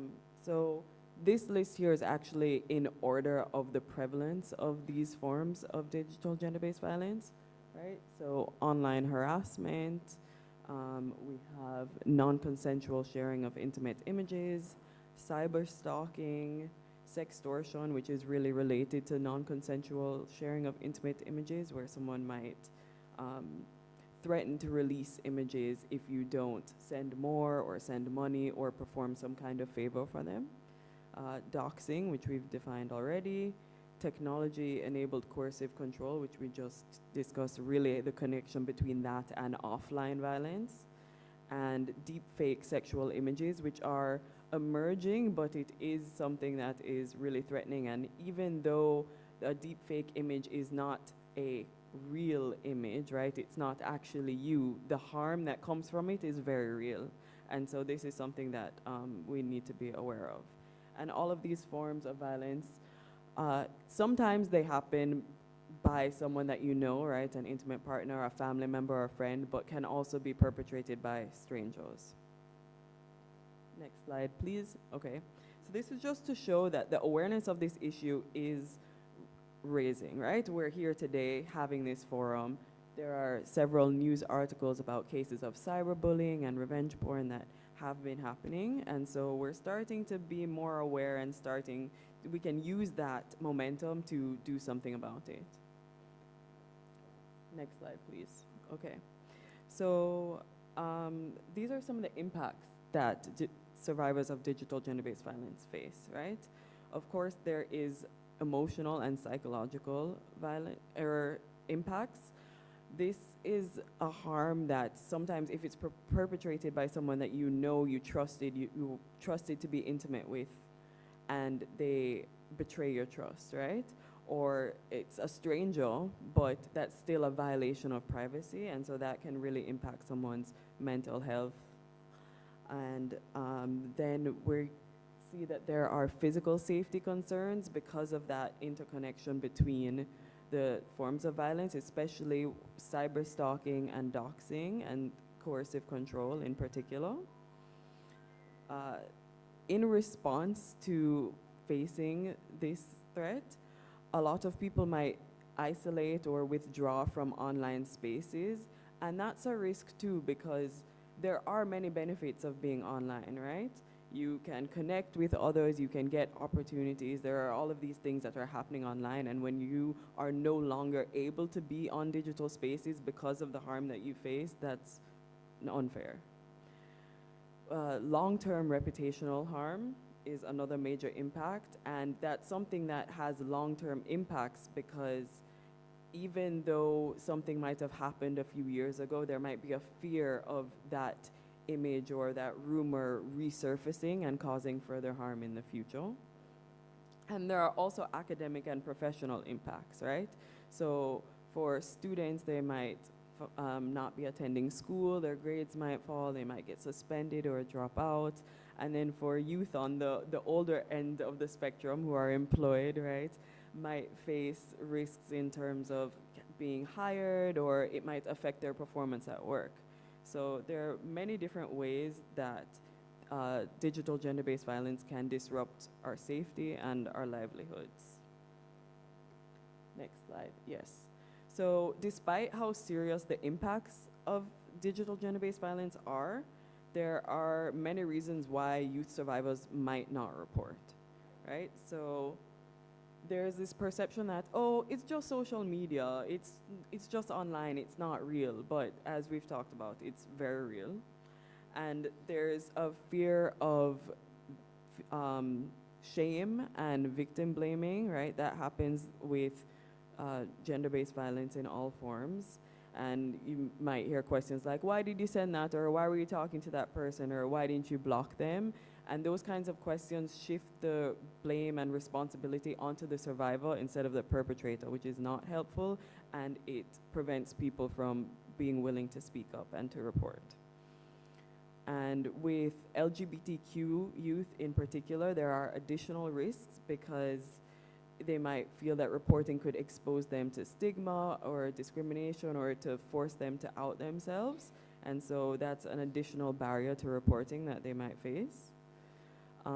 Especially we're talking about youth, right? So some might fear losing access to their devices. They're like, okay, well, if I tell my parents they're going to take away my phone, and when your life is so enmeshed in the online space, you don't want to lose access to your devices, especially if you think that there's nothing that your parents are really going to be able to do anyway, right? So why should I be punished on top of everything that I'm going through? And so there is that relation between the lack of awareness of the services and options that are out there to get assistance, right? If you don't know where to go or what will happen if you report, then you're unlikely to report. And there also can be a distrust of authorities, right? So you might feel that it's pointless or risky. And another group I really want to highlight is that there are survivors living with disabilities that would need specialized care to make sure that it is accessible to them. And so that is another barrier that they might face in reporting digital GBV. Next slide. So while we understand that there are a lot of reasons to be hesitant to report, we want to make sure that people have the resources that they need if they want to report. And so we have the National GBV helpline here. There's one for women and there's one for men separately. There's also Women Inc., which is a local NGO that has a shelter and can offer other crisis services. And so this information will be shared afterwards as well in case you need it. Next slide. Okay, so to end here, I want us to think about what we can do, what role we can play in being a part of the solution. So first, we can shift the culture, right? We can challenge misogyny, gender stereotypes, sexist double standards when we see them offline and online. We can question when we see harmful narratives from influencers. I know there's this whole manosphere, right? If you see the red pill or the incel content, and that really can provide justification for these forms of violence. And so we want to challenge it when we see it and be mindful of the content that we are consuming and how we interact with it. We can practice bystander accountability, right? So if you see something, you can refuse to forward the image, or you can block the troll pages, and you can check in with the person who is being affected, right? There are ways to not be complicit and to actually support survivors. And then we can also strengthen the survivor support ecosystem, right? So through digital literacy education, that was a point that was brought up earlier, I've showed the slides about where you can report, so we can learn that information so that we can share it with others if they need to access these services. And if someone discloses to you, then you should be sure to be sensitive to that and respect the fact that they're telling you something very difficult that they experienced without being judgmental or victim blaming. And importantly, we can advocate for youth to be involved in policy reform, right? This is an issue that largely impacts youth, and legislative reform cannot be effective without youth being involved. And right here with JYAN is the perfect place to get involved in that kind of youth advocacy. So I will leave you on that note. I'm very glad that you're all here in this right space, and the future of our digital spaces is something that we can shape together. So thank you.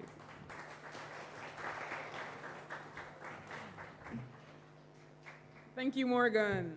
Okay, ladies and gentlemen, a reminder that you can post to social media. I think now is a great time to do that, actually, with your neighbor again. Making a post to social media, tagging at Youth Advocate JA, so that's JYAN, as well as at Canada Jamaica.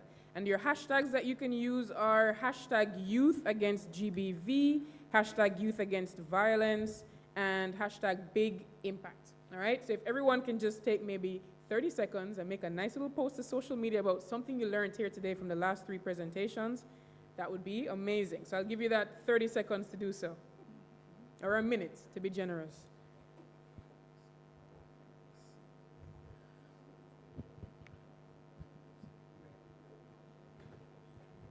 Yep, I see the phones coming out, that's great. Also, feel free to scan the QR code that's on screen, and we'll soon be back on screen.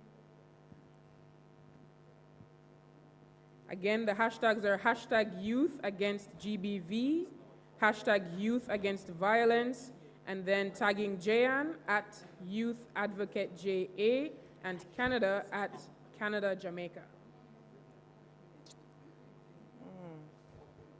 And just a reminder as well, there is coffee and water at the back, so you can get up at the time most suitable to you and get some as we go through the agenda. Sounds crazy. All right, I think everyone is more or less making their post or has made it already.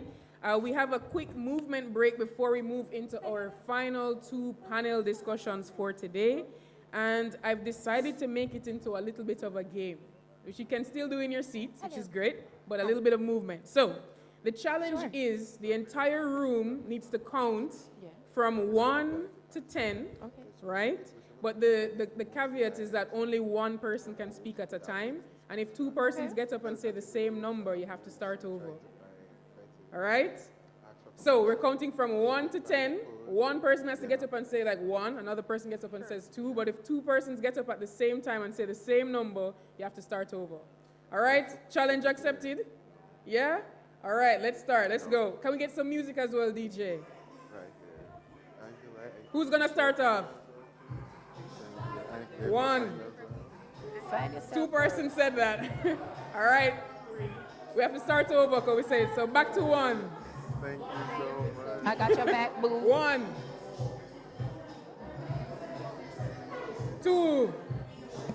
Oh, the music is too loud. Just a little bit lower for the music. I've been looking We're at at your 3. hair. Yeah. From the back 4. for so long. 5. I have to start over. 2 persons did it. All right, who's 1? 1. No. Okay. I heard somebody say 2. To give us walkout songs. 3. To add to the pressure of the moment. I don't know. I have to start over. 2 persons got up. All right, 1. You to know. 1 more time, guys. I feel like this one is it. 1, 2, 3, 4. You know I'm on a panel with like 4 other people. Did he tell you We're that? almost there, guys. We can get to the next 3 minutes. Come on. 1. No. But it's a good All right. No, but we have it's a 1. Good panel and it's the most youthful. It's the most youthful. All right. Last time, guys. I think we can get it this time. Who's 1? Get the coffee because I think they're about to. All right. 1 more time. 1. Mm-hmm. Jesus. We don't have any space down here. 4. All right. 1. Focus, guys. We can do this. 2, 2, Yes, yes. 3, 4, 5. There you will. That's the farthest Full we've gotten. time, So call progress me. is being made. I believe in this All try. All right? Over another corner there. I'll make it easier. You can start from 2. All right. 2, 3, 4. All right, you guys, to make it easier, let's see if we can get to 5 from 1, all right? Maybe 10 is too much. All right, 1. All right. 2, 3, I'm cool with it. 4, Oh. 5. All right. We did it. And that's the power of teamwork and knowing when to play your role and when not to. All right, so we're going to move to our panel number 1. Thank you for the music, DJ. We're good now. Panel number 1 is on decoding digital violence, and it's understanding what is the status quo. This will be moderated by Brittany Malcolm, who is a JYAN advocate and student at the Faculty of Law, UWI-Mona. I'll allow Brittany to introduce her panel. I would love an agenda.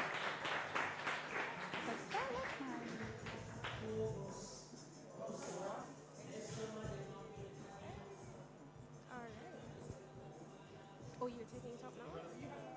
Hi. Yeah. Yes. But remember your face. I don't remember anybody's name. What's your name? Yes. Look here, I have one right now in our law. I have one right now waiting on law. She come class every week. She come tutorial and she's doing the assignments. Girl, are you in the class? No. Check 1, 2. 1, 2. Yeah. I appreciate that. I feel like about 30% of the people who are in my lecture right now, 1, not 2. in the class. 1, 2. Them just follow them friend come. Yes. Yes, antidote. Thank you. Antidote, yes, when we did that over bedside. Yes. Remember. Oh no. All right. Thank you so much, DJ, for that song. Good morning. said All anything protocols being untoward. observed. How we feeling? You're feeling good? Well, I know. I need a temperature check in the room. How are we feeling? You're good, because this is about to be the most exciting panel. And I'm hoping that you guys are interested and ready to make notes, hear what our experts have to say. Right? Am I right? Can I get it right? Right. I like it. All right, so all protocols being observed. Thank you again. All right.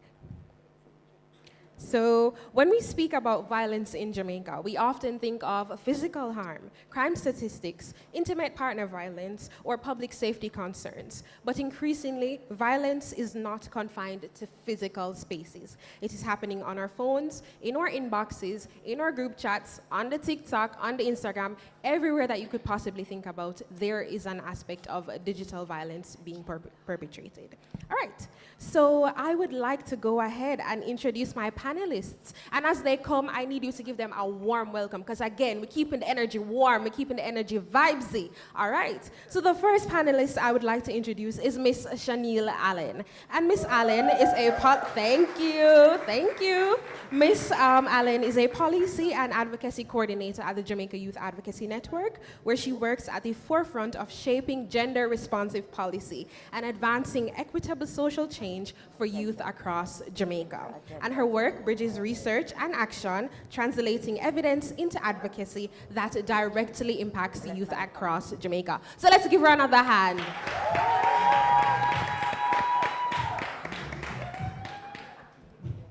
All right. And then our next panelist will be Miss Carla Moore. Now, she is an artist, an activist, and an academic. She serves as an adjunct lecturer at the Institute of Gender and Development Studies. Her work has greatly contributed to the advancement of gender relations, power structures, and social transformation within the Jamaican social landscape. And her scholarship challenges conventional narratives and sparks necessary conversation about inequality in both online and offline spaces. Let's give her another hand. All right.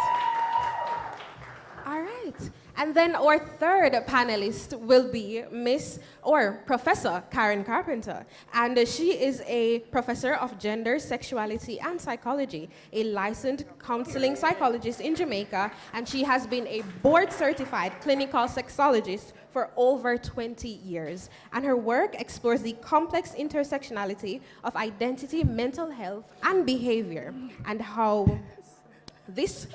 her research in both teaching, she illuminates how gender norms and psychological dynamics shape experiences of violence, vulnerability, and resilience. Let's welcome Professor Carpenter, please. And then our final panelist will be Mr. Joseph Snowball, and he serves as a male empowerment officer at the Bureau of Gender Affairs, where he works to engage men and boys in conversations of gender equity, responsibility, and healthy masculinity. His work focuses on transforming harmful norms while creating space for positive male leadership and accountability in Jamaica. Thank you so much, Mr. Snowball. Woo! All right, so let's just give them another hand, please. Thank you very much.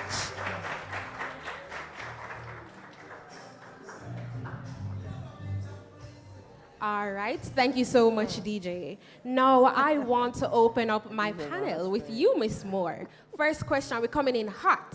All right, so we have, when we speak about decoding gender-based violence, what exactly are we unpacking? And how should we understand GBV in its most visible forms? When we're talking about decoding gender-based violence, first I had to get into the word decode, right? What we mean decode? I could go a different way. Deprogram. When we're decoding gender-based violence, you ever drink coffee and milk in it, and then you try to take out back the milk out of the coffee? Very challenging, very not demure, very unmindful.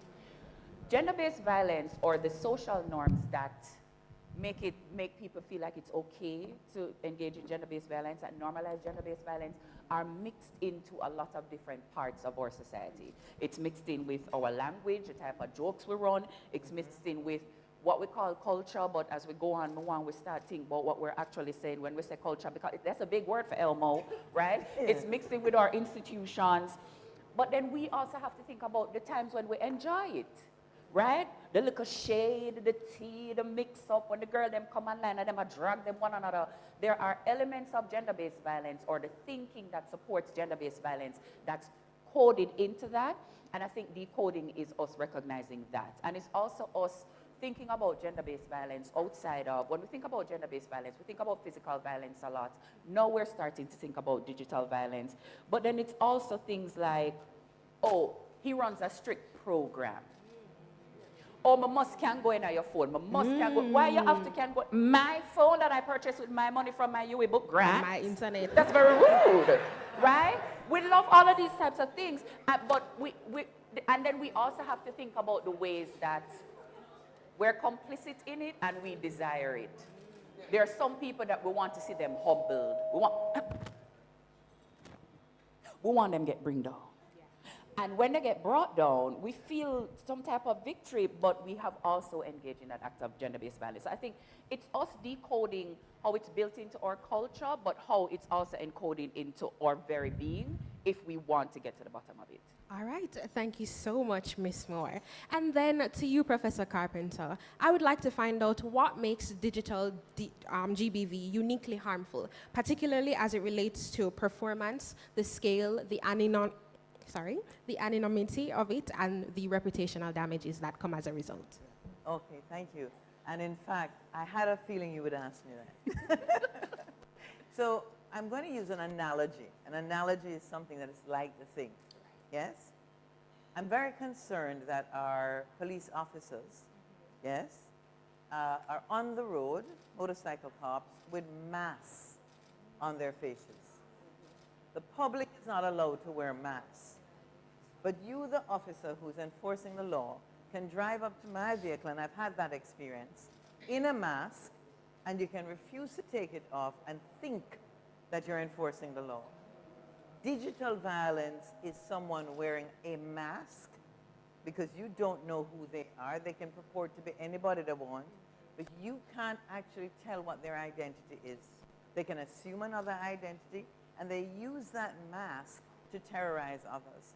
They use that mask to bring you down, as Carla said. They use that mask to expose you, to take revenge, to gloat, to feel good about the fact that you're being brought down because they wish they had said that nasty thing that was said to you. So I have a problem with the masking of the identity, because if indeed your comments, your trolling, your vitriol is warranted, take off the mask. Show yourself. Yeah? And then we can do enforcement. But we can't be doing enforcement with people who are changing identities every day. So that's why it's particularly difficult.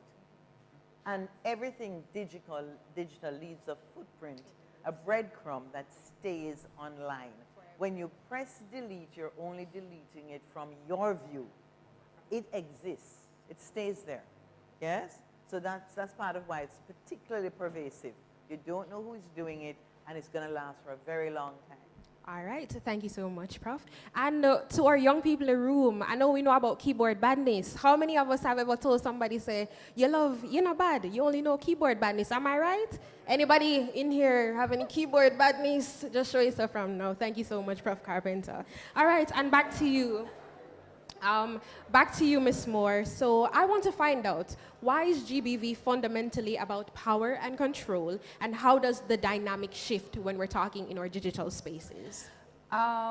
So I was trying to figure out the best way to describe this, and I was talking about it with one of my friends, and he said, well, why are we assuming that gender-based violence is about power and control? Like, have we started too far? Oh, we know. And so he started, you know, the number one example is when a girl goes out and she have on a short top. She don't have a, you know, a little bit of clothes. And he says, it's not about power and control. It's because, you know, maybe because she put her body out there, then that's why people are paying attention to her. And I said, okay, so in Jamaica, we justify it if you have on a red and a belly skin. But there are other cultures that if you show your ankle, that's considered sexual. And they can justify sexual assault because you show your ankle because you're supposed to cover your entire body. And the ankle entice them. So if it can shift so drastically, you know, said there is not a fundamental truth. And then he said, but you know, maybe if she was wearing more clothes, the person would be less likely to assault her. I said, but nuns get assaulted. Right? Babies in diapers get assaulted. So it's not about sex, it's about the power and control. Another way that you can understand that gender-based violence is about power and control is if you look at things like, you know, in the UK, they have this big, them call it soccer, we call it football. Them have a big soccer culture. Them have Chelsea and Man U and all of them up there. Do you know that they have to run campaigns after the matches because the violence goes up, especially if the man team don't win? Yes. Because they go home to the wife and they're frustrated and they take it out on somebody. In the Caribbean, one of the things that makes it more likely that a woman will experience violence is if her partner has been in a fight that day, especially if you never win. Because you come home and you want to feel your power, you want to regain that sense of control. And I think that's where we can start to understand that it's not about the sex, it's not about how you look. Some people will say, oh, you know, bad mind, all of those things. You can root it back to power and control. Gender-based violence is fundamentally violence that you do to somebody because of their gender. Either because the gender stereotype says it's okay for you to be violent to somebody like that, or it says you are supposed to have dominance over a person like that, or the person stepped out of the gender, the expectation. And, you know, why? I love why. Every time somebody says, hello, why? I'm like, wow, you guys are really encoding the little gender hierarchy into each other. Don't, okay, clock it, but don't clock it. The tea is cold and it wants sugar. I agree. All right. And to our Man U fans in the room, I hope that, you know, you guys been going through it a little bit. I hope that y'all are not out here, you know. All right. And to you, Miss Allen. Now, what I want to find out is who is the most vulnerable group to digital violence, and are we seeing any specific demographic patterns? All right. Thank you so much. So I think Mr. Brown, who went up a little earlier than me, gave you a very brief look at what the statistics look like and generally what we're seeing. And of course, we understand that women and girls are the primary victims of digital gender-based violence, right? So we know what was happening online with deepfake generation, and essentially you could take my picture now, and perhaps a month ago before the regulations were passed, type it in on what's a graph on Twitter and said, just take all her clothes off and let me see it, right? That is something that could have been done up to a month ago. They've tried, of course, in many jurisdictions, and also Twitter has taken accountability to say, we're going to be fixing this issue, but that it could happen is what's really concerning and can happen through on other AI platforms, right? So we understand that large language models can do essentially what you tell them to do, and this is a problem, especially when we say these conversations are between you and the AI, so people have been doing incredible things. So one of the reports I looked at was ChatGPT. They were essentially saying that they have seen an uptick in persons asking the AI to take off the clothes of women and children, right? So they're seeing an uptick in those requests. So of course the AI then says, well, this is not something it can do, but the requests have been skyrocketing over perhaps I think the last 6 months or a year that persons have been asking AI to do this, a technology facilitated GBV as we said. And this is particularly concerning for me because we understand usually persons who are on social media would be the ones that this kind of behavior is targeted to. So advocates, what I do is to advocate for young people. And there are many times I say things people do not like, that people don't like, right? And they can't beat me a road, so they can just take my image and do whatever they like, right? And we also know we have female journalists who are saying things, of course, that we may not like and are, you know, delving into the things that are important. For instance, Shelley, I see you looking at me and I know you delve into period poverty and you will cuss out somebody about period poverty. And they cuss you, but we don't want for our advocates and the persons who talk up and our young people in this room who are student counselors to have some fear that there's somebody who's going to take your image and do these things with it, because we understand that the reputational damage is immense and long-lasting. And this is not a picture of Chanel, but who cares, you know?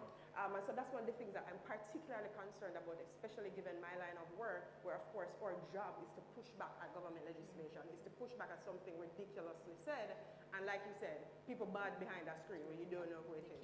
So I think particularly persons who are public facing and have a social media following should be concerned, but we're seeing it all over in every space. Thank you so much, Ms. Allen. And now to you, Mr. Snowball. One of the things I want to find out, and mandem, this one is for you, so you better listen up. All right. So are the forms of digital violence experienced by men different from those experienced by women? For example, when we look at that men are more likely to experience reputational attack, the homophobic harassment, or public humiliation, what does that look like in the male atmosphere? I'm happy that you didn't use the word also, because a lot of times when we talk about violence and abuse, it's always women and girls, and also men and boys. So we have to acknowledge that when we talk about these things, it's not like, you know, yeah, them too. Let's acknowledge that they're also being impacted by this. Now, what does it look like? The patterns of it, how it shows up, it's very different than for a woman. It's not going to be probably the undressing that, you know, asking A and that kind of thing, or that kind of, those rhetoric online, but it's reputational attacks. Yes. So, you know, you're not man enough. You'll see online a lot of, you understand, in terms of it, identity-based shaming is one of the things. So, whatever spectrum you are on, whatever you identify as, people can use that to shame you. So that shows up online. Probably not so much doxing, because a lot of times, and we have to be very honest about this, men, that when women leave relationships with us, we do the doxing. We are the ones that do these things, and we have to acknowledge too that women are disproportionately impacted by digital gender-based violence. And a lot of times when you see a man probably have a video out with him, is because he did something. And we're not saying that because somebody does something, you're supposed to do something, but we have to acknowledge that a lot of times that our actions, because of we don't address the root issues within us, because of the power and the control and the need to always want to be the man. Because culture tells us that, yeah man, you need to man up. No jelly back and that kind of a thing. And yes, it sounds nice and powerful, but sometimes what it is facilitating, what is encouraging, is not something that is good. So yes, it's out there, but a lot of the times, it's not that, you know, I'm not going to say that no man deserves it, not like that, but a lot of the times it's because of what they do. It's that kind of a combative kind of an argument that comes up.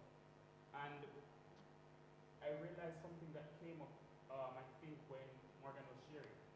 incel content and red pill, that space is, I believe, very harmful because it is the ground zero for a lot of the things that happen. It is a training space. It tells men that, you know, man, she doesn't want to give up, you need to do this because you must and you should. So, yeah, I'll just move on. All right, thank you, Mr. Snowball. And so I hope I don't see anybody having no such and such state in their search histories. Mind them looking at y'all. Anyways, going on. So, Ms. Moore, I have a question for you. And I want to find out, how does dancehall culture, celebrity culture, or social media performance affect or influence gendered harassment? Oh, this Yes. heavy. Yes. No, I had to sit with this one for a while, especially because dancehall is one of the things I study. I love dancehall, right? 100% dancehall. If I am depressed, it's a chopper tune, but we can do critical analysis, right? We can partake of something and we can recognize where it is problematic and all of them things because Absolutely. in the house there are many mansions, we are the house. So, what are we talking about when we say dancehall culture and celebrity culture, and what is hiding under the culture? What is informing the culture? I find that dancehall culture, celebrity culture, all of those things is a mix. It's what is happening in the community that's already happening, that has been stylized, it's been amplified, we bigify it, and then we hand it back, right? I also think that if we're talking about these cultures, we have to consider the role of badness. Dancehall culture celebrates badness. There are aspects of celebrity culture that also celebrate badness, and influencer culture also celebrates badness. Badness as masculinity. But the thing is that the badness does not just stay between men, which is not to say that men deserve to experience violence, but it's not something that stays between men. The badness is going to go out into the relationships with the women as well. So I think at the root of all of these cultures are some really traditional gender norms that keep popping up again and again. Women are supposed to be like this, men are supposed to be like that. And I think it's also very complex when you think about social media. Social media says, be sexy as a woman, right? You need to be a baddie. But if something goes wrong and people need to bring you down, it's your sexiness that they are going to use to bring you down. So even though we are telling people push the envelope, we're holding on to our traditional norms at the same time, and you see them coming out when we need to punish somebody. Dancehall culture, again, be sexy. But when because if Spice ever has to have a clash with you, you already know exactly where Spice is going to go. Oh, it is absolutely. all about your sexual reproductive health. Shelley, back me up here. She's going to talk about your sex and some body parts you didn't know you have. So she strikes at the core of your femininity. She strikes at the core of your woman. She needs to bring you down. I don't think that dancehall culture and celebrity culture have anything going wrong that are not already happening in the community, but content. And I think that's the part that we need to get into. Dancehall is a product. Social media content creators, that's product. They are selling us something. They literally get paid for our attention, or likes, and our reshares. Conflict sells. Gendered conflict is one of the spiciest types of conflict that people come across. It is familiar. It's like a snack. And people are selling it. So if we want to get to all of the things that are happening there, we have to go back to the community, right? I'm not saying absolve them, because they're amplifying it and feeding it back to us. And they're feeding it to people who didn't have those beliefs to start, but they are just big mouthpieces for what is already happening in the community. Absolutely so right. Thank you so much for that, Ms. Moore. And to you, Ms. Allen, I want to find out, how does digital abuse fit within the broader patterns of intimate partner violence locally? And one thing I want to also consider is, how is it that it disproportionately affects Jamaican women across class, rural/urban divides, or marginalized communities? Okay, wonderful. Thank you. So just the crux of your question, she was asking about intimate partner violence, and that's just generally violence between intimate partners, somebody that you're currently intimate with or were intimate with, right? So technology facilitates that kind of abuse and the kind of violence that we see manifest in intimate partnerships. So for instance, your man you have your location, right? Your man have your location, you know where you're there any time of day, right? And if you're there somewhere enough there, him call you, right? He has a tracker in your car, for instance, so there's a tracker in my car, and him come tell me, say, if you come give him the tracker, say, no, it's a fire turn off, and when it's a fire turn on. Right? So we're seeing where those kinds of things are happening and sort of victimizing our women and perpetrating kinds of abuse. So it's not just the tracking, but also threats to humiliate. So threats to, I'm going to share this photo, threats to, I'm going to share what you've said to your family, to the groups, to your social media, to your Facebook, and that kind of thing. But one of the things that that's really important to me is that digital GBV kind of precedes physical harm. Yes. So a lot of young people can testify to issues of grooming online before it ever became physical, right? Before you even met the person, before you met the adult, and this is either a woman or a man, it was happening online, right? And also, I think, also goes alongside abuse. So, of course, precedes abuse, but also accompanies abuse, because when you're in an abusive situation, they can also track you, they can threaten to send out your images and all of the other things that we know happen online. So that's one of the things for me. So intimate partner violence is already a thing that we know is physically happening, but then in the online space, it kind of amplifies that, and it's much more difficult to sort of police when it's online because things can be deleted, as we discussed, and there are a lot of things going on, right? Because we also need to talk about how some companies encode data and how do we get that encrypted data if we need that for some kind of prosecution. I think that might be a discussion we're going to be having with the persons from the DPP office. So I think IPV, of course, is something that we absolutely need to handle and deal with, but that it has also been a part of the digital space as another element that furthers the abuse. Yes, absolutely. Thank you so much. And to Professor Carpenter, I would like to find out what are some of the psychological and socioeconomic impacts of digital gender-based violence? Well, I think we heard about some of the socioeconomic impacts we did. Impacts such as, job insecurity, job threat, promotional threat. I want to also remind, especially those of us who are perhaps younger, that when you apply for a job these days, your would-be employer is checking your socials. And I don't know why it is that younger folk don't realize that even old people know how to use social media, right? So they are checking. I've even had the occasion where a would-be employer contacted me on social media about a would-be employee and asked about the content. So it happens, and this was some years ago. So that's one of the employment issues. You also gain a reputation that perhaps is not in keeping with who you are, and you can be targeted by others because of it. The psychological impacts, this is one of the things that is, we call it insidious, a big word to say, it's creepy. It creeps in on you. You don't know that your mind is returning to the incidents over and over and over. And regrettably, with post-traumatic stress, which can result from GBV of any sort, male or female, the effects don't show up immediately. You may talk about it immediately, but the effects of post-traumatic stress show up to a year after the incident. And so folks sometimes say, well, why are they waiting so long to report it? Because the effects of it, they didn't know would be lasting. And you become nervous and anxious about would-be other threats or the escalation of the threat. It's like that tracker. It tracks you in your mind while the incident is already over, because the mind doesn't forget. Yeah. All right. Thank you so much, Professor. Can I say one thing? I know that we have Professor Carpenter draw me out every time. All right. I know that we have a mix of people in this room. We have young people who are probably going to be applying for jobs, and we have the people who are in the decision making. Exactly.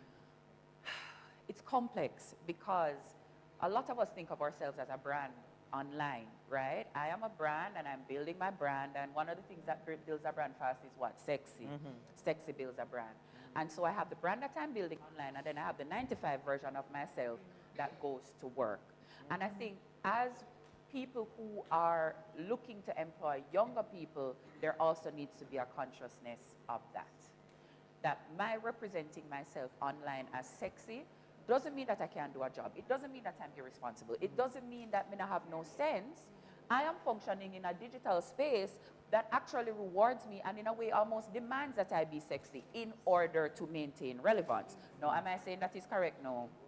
Am I saying that employers are going to change overnight? No. But I think it's important that as we continue to live in this mediated space and young people continue to try to simultaneously be content creators and bank tellers, that the people at the bank, or whichever job. No, but I think you've raised an important point. Yeah. The issue is not whether or not your would-be employer looks at your content, content that is derived from a place of sexiness. The issue is who do you want to be when you're at work? Because there are vibesy jobs where your presentation online can match a job. But if your job requires confidentiality, decorum, a certain deportment, then I suggest that you think of your whole self. When you're out there and you're not posting online, be as sexy as you want. It's your private space. But the online space is not private. And this is the issue. We're pretending that we're in a private space when we're online with millions. How does that work? Absolutely. We're always on display. And to you, Mr. Snowball, I want to find out, how is it that we would go about making space for male victims while still recognizing that digital gender-based violence disproportionately affects women? So how do we cater? How do we allow for their voices also to be represented when we talk about digital gender-based violence? So we have to present two truths. First is that digital violence disproportionately affects girls. Whoa. You hear me now? Are you hearing me? Okay. Right. So we're saying two truths. That digital violence is impacting women and girls disproportionately, but it is impacting men and boys. Now, we have to now look at the reality that we're facing. It's that, one, men are told to, be silent. Oh, the expectations are in place. Why are you screaming out and all of that? They're experiencing digital violence. But at the end of the day, there's also that training space, that red pill content that's out there that we need to also correct. Now, what do we need to do? We need to address the systems that are in place, and that we're talking about support systems. And we've been talking about the fact that, as Taito mentioned, that yes, we have good policies. We're very good at talking Jamaica, and we can deliver very good and all kind of nice things, and we talk very good and we shake hands well. But when it's come to get work done, we don't do well at that part. We don't do well at executing that part well, and we need to acknowledge that truth. So that's something we need to address. The other thing is that we've trained people how to respond when we recognize that males are victims. I know the police, and also as a DSP, yes, we said that when the men come to the police station, no, nobody now shame them. Wrong. That's not the reality of men when they're showing up to the police stations. They're being laughed at. Oh yeah, Do we jelly back? Yes. And those kinds of things. So we need to acknowledge that and train people how to respond to men and understand that they're actually going through things too. Acknowledge the fact that they're victims, and yes, they are most times the perpetrator, but not because somebody's always the perpetrator, most times the perpetrator. Mean that you're going to treat them like them no matter. We have to acknowledge that part. And finally, how are we going to communicate that this is everybody's responsibility in ensuring that we acknowledge men as victims of this and that we're all playing the part together? So I guess that. All right. Thank you so much, Mr. Snowball. And now I want to turn to my audience. I want to take about 3 persons. If you have a question for any one of our... Yes, Miss Meeks, you can go ahead. You want to start? Are you sure?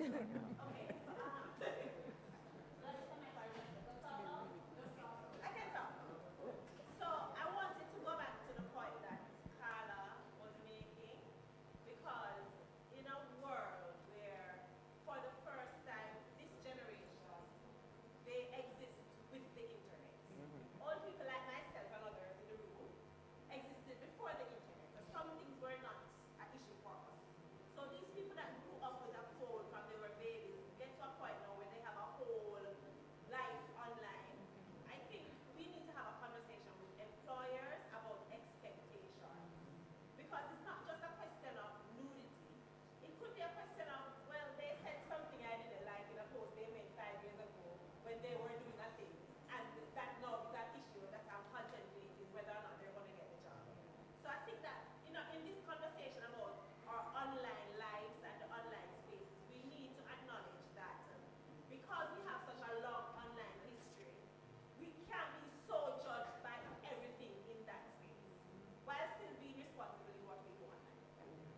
All right, thank you so much. And for any other question, we're just going to write them down, and in the networking session, we can address those questions to our panelists. All right, so thank you so much to our panelists. Let's give them a round of applause. They were great. Oh, okay, we have time. One more question. Yes. Okay. Afternoon. So when it came to how we also need to include men when it comes to like digital gender-based violence, I think the difference that people need to realize, it's not always about the gender, it's about who the person is, their character themselves. Because no matter which gender you are, male or female, there's a difference between your gender and who you are as a person. You just have people that are coherently just bad. That's just who they are as a people. Maybe that's how they were grown, how they were born. Really, it doesn't matter, because that's your nature, that's who you are. So it's not really, you just have to highlight and make sure that you always remember, it's not because that person's a male why they're attacking females, it's because that person's who they are. Thank you so much, and let's give a... You want to respond? Thank you. And I think that's a very good observation. But when we talk about gender-based violence, we're usually talking in terms of like the collective reality, right? So for instance, in Jamaica, at a point, we had the second highest femicide rate in the world. Like, our women were dying. And the perpetrators were very likely who? And not just men, they're intimate partners, right? So their husbands, their boyfriends. So though we recognize we have incredible men, Joseph is among them, I'm sure you're among them, and Patrick staring in my face is certainly among them, but we have to recognize that the trend generally is that it's perpetrated by men against women. And this is not just a Western case, this is across the world. So we're not trying to say, oh, kill all man, and we eat man, or we're going to choose the beer ladies, but generally what we're saying, that is the trend. Thank you so much. And let's give our panelists one more round of applause, please. Thank you. Thank you so much, Brittany, for moderating that first panel. Let's big up Brittany. Round of applause for her, please. All right, we're going into our final major discussion for today, and this is our second panel on responding to digital GBV, looking at the adequate framework for regulating violence in the digital space. So I'll be moderating this session, and allow me to introduce the panelists that will be coming up on stage now. We first have Mr. Cordell Green. He's the Executive Director of the Broadcasting Commission. He's an attorney at law, former Assistant Attorney General of Jamaica, former broadcaster and the long-serving Executive Director of the Broadcasting Commission. He's also chairman of the UNESCO IFAP Working Group on Information Accessibility. He's a member of the Aspen Global Cybersecurity Group and member of the National and CTU Caribbean AI Task Force. Let's welcome Mr. Cordell Green.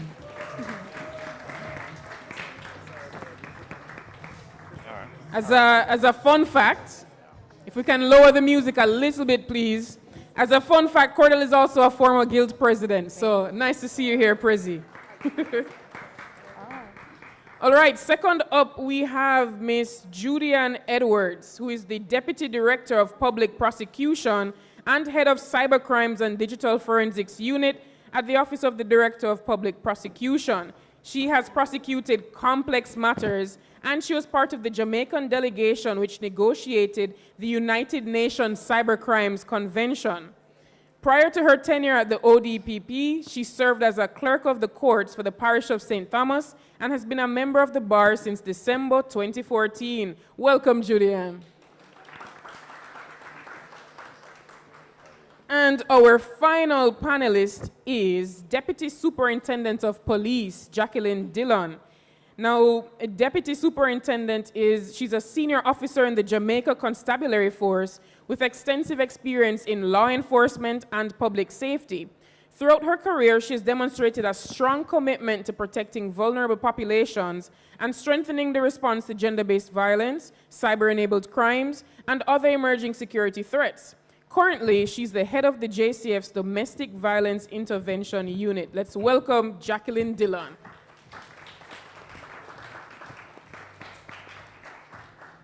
All right, so panelists, let's kick off the conversation. I want to start with you, Mr. Green. To what extent does the Broadcasting Commission have a role in addressing misogynistic and harmful gender narratives that contribute to digital GBV? Well, are you hearing me? Okay, can I? Yes. Yeah. Well, the Broadcasting Commission is set up in law to regulate content. Broadcasting content. What that means now is model. Everybody is a broadcaster. But yes, we have a role. As a matter of deduction, content flows across platforms and devices, over the air, online, and into the real world. But I want to remind you, as a feminist has said, that it's increasingly, this online, offline thing is a false dichotomy. So I really don't make distinctions anymore about digital and non-digital, save that platforms have peculiarities. So let me not go online yet, in the sense that most people think about online. Yeah. So hear this now. Here's a DJ on the radio, because this is the part of the Broadcasting Commission's work that we don't put out into the public domain, but that's what we have to do quietly. The DJ goes on the radio, and he takes up a popular song. I won't call the artist, but you will know the artist. And he's playing. Did have faith in you, but now me hate you. A big bleep girl, how you fi play with me love after me invest money and me time in you. Now lie, me are not the same from your cut. Me a pre-violence. You better pray with no buck. Hey girl, you make me dark and corrupt. Hear the chorus. Hey, hey, hey! Boop, boop, boop. How you mean? I was a DJ once, right? Then you have another one now, because we are all now influencers. Everybody have an opinion, and increasingly we're seeking a breakdown with the gatekeeping. So you have people now who have traditional broadcast license, and because you're an influencer enough chat, you're given a microphone. Some man now run a talk show, and you never believe it, what world he lives in. He's on the air, and he's talking on this talk show. Why? You see how the joke sweet? The joke sweet like sex, like when women get raped, and them agree with the man said, why? The rape sweet. I mean, it's incredible. Take me off the air. Take me off the air. Now, having said that, here's the complexity, because that's over the air and it also goes online. But the online space is a very different space. It's a complicated space. It's a complex space with jurisdictional limitations.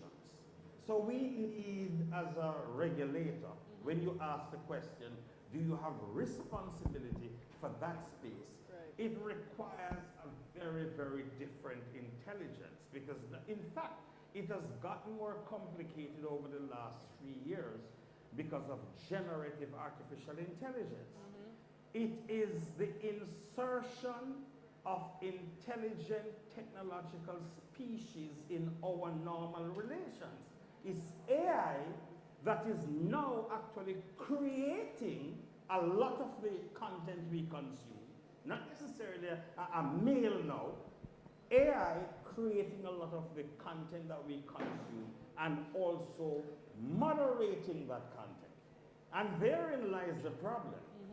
When you start to have decisions taken at machine speed, you start to now minimize issues such as gender violence and minority concerns. And we have to wake up and realize that the platforms are not using artificial intelligence because of any view that AI makes better judgments than humans, but because human judgment can't be scaled.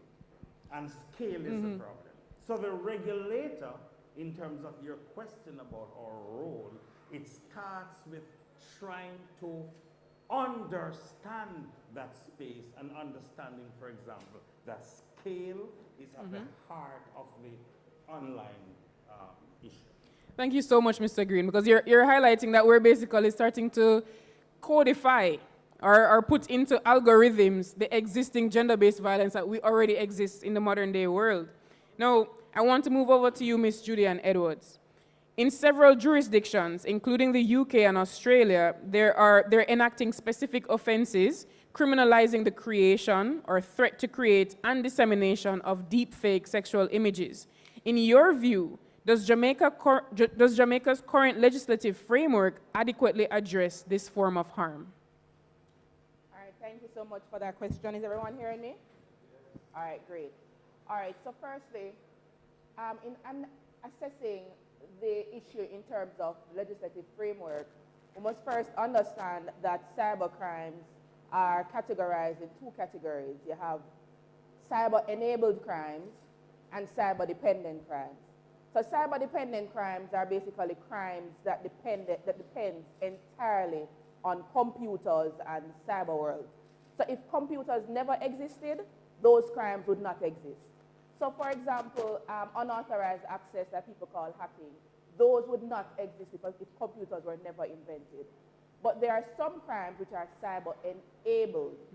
So those crimes, it is just that the computer or the digital space is being used to enable you to commit the crime. So this offense would have existed before the computer was created. So fraud is an example. We have fraud as a criminal offense, and we have the computer being used to enable frauds being committed. So in assessing that question, whether Jamaica has a sufficient legislative framework to address these issues, we have to first look at whether this criminal offense existed or can be committed without a computer, and then look at the existing legislative framework to see whether it is that if the computer is merely a means of committing the offense, the existing provisions in the criminal law, you can prosecute those offenses. If it does not, and it's a new species, or there are certain issues created that are not necessarily addressed, then at that stage, we might need to have new laws. So for example, the question you asked was specifically about threat. Threat in our jurisdiction is a criminal offense. Is it that the computer is merely a means of committing that threat? Right. Do we need a specific provision in relation to that threat, or is it adequately addressed by the criminal law in general? Another issue, the question that you asked was about revenge porn or intimate images, etc. Currently, our Cybercrimes Act, in its current form, there's a provision against malicious communications. It doesn't speak specifically about intimate images, but we have utilized it in a way because it speaks of obscene images, obscene data, and it speaks about threats, etc., and it speaks about the type of harm that the victim might suffer, including psychological harm. Now, however, there is a proposed amendment to that section that now focuses on intimate images specifically. So it moves it from us required to have a broad interpretation of that provision, and it speaks specifically to intimate images. Now the question as to whether deepfake and AI, if you look at the definition of intimate images in that proposed amendment, right, it also speaks about generated images. So in my view, as a prosecutor, generated images includes AI generated images. And we must also remember that the danger when legislation is, or any law is being drafted, whether it's the principal legislation or regulations, is that it must be broad enough to encompass the ever-changing society that we live in, especially in the cyberspace that is changing faster than we are thinking. So at the time when the amendment was being drafted or discussed, I don't believe AI was at the stage that it is at now. So it has to be so encompassing that 10 years' time, this legislation can still apply. So if you narrow it down and focus on one specific thing, then 2 years' time, something else emerges and we're like, oh, this legislation, we can't use it. We have to go back to the drawing board. And I remember one of the presenters spoke about 10 years, how long it takes for legislation to be tabled, passed, etc. So with cyberspace and cybercrime moving at such a speed, then we need to have broad offenses. So in answering your question, in brief, is that to a great extent, our laws can be used, and the proposed amendment of the cybercrime law, that can also be used to address the harm. Thank you. Thank you so much. So we're hearing about what is happening right now in terms of legislation, but another important piece is going to be enforcement. So let's go over to you, Deputy Superintendent Dillon. And from a law enforcement perspective, how prepared is Jamaica to investigate digital GBV, including deepfake sexual images and online harassment?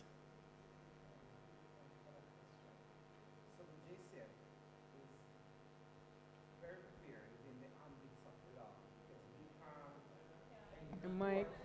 Can we get some help with the mic, please? I think you're good now. Yes. So the JCF is prepared to enforce the law within the ambit of the law. So we can't enforce something that does not exist in the law. And therefore, whatever gaps there are in the law, the JCF can only enforce up to the point of what is written. We are prepared. We have been enforcing law. One of the challenges, though, is that in a lot of instances, while persons may see I'm violated online and this is happening, they'll come and tell a police. And notice the word I use. They'll tell a police, but they're not willing to give a statement, a sworn statement to the effect. And many times, persons, victims of cybercrimes, many times, will learn the process that they have to go through. They are not willing to follow through. It's too much. The process is too long. And so while there are persons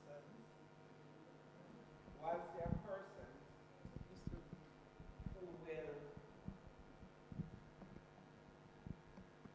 continue the process, there are others who will not. And some persons feel that it is okay to just make a report, just tell the police. But that is not enough. And so the follow through is one of the greatest hindrances to conviction and effective prosecution. Thank you so much, Deputy Superintendent. I want to stick with you on that question, because I guess I would turn it back around and ask, is the process for them to report accessible and something that is easy for them to do? The process for reporting to the police is pretty easy. It's no different from going to any other institution to get business done. One of the problems that persons sometimes they come and expect that they're going to be getting to now. And whilst there are other persons who are waiting. And I think If you have a phone in your pocket or near the receiver, no? Okay. Not sure I think whilst JCF has improved its reporting mechanisms, because there are many ways to do so, we still have some amount of gaps because you're dealing with individuals and not every individual will respond the same way. But the organization of systems in place for persons to make report, and if it is that somebody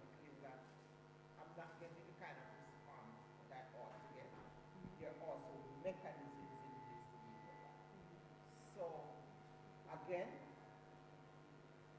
it is persons understanding that when you go to the local police or the police station or to a specialized unit to make a report, it is a process. Thank you very much. Mr. Green, I'm going to go back to you from the Broadcasting Commission. We know that you have a code of conduct. Can that be leveraged in any way to challenge or curtail content that promotes misogyny, sexual exploitation, or harmful gender stereotypes? Yes, I think so. First of all, we need new tools and new literacies. That chap started off by mentioning well, he didn't say digital media and information literacy, but the Broadcasting Commission has been proselytizing digital media and information literacy long before it became vogue. And we have taken the decision that because the legislative process is so slow for the times we're in, that we need to create a tool that is fit for purpose. So that's what we call the content code. We had a code called the Children's Code for Programming. We have now created a new content code, not yet promulgated.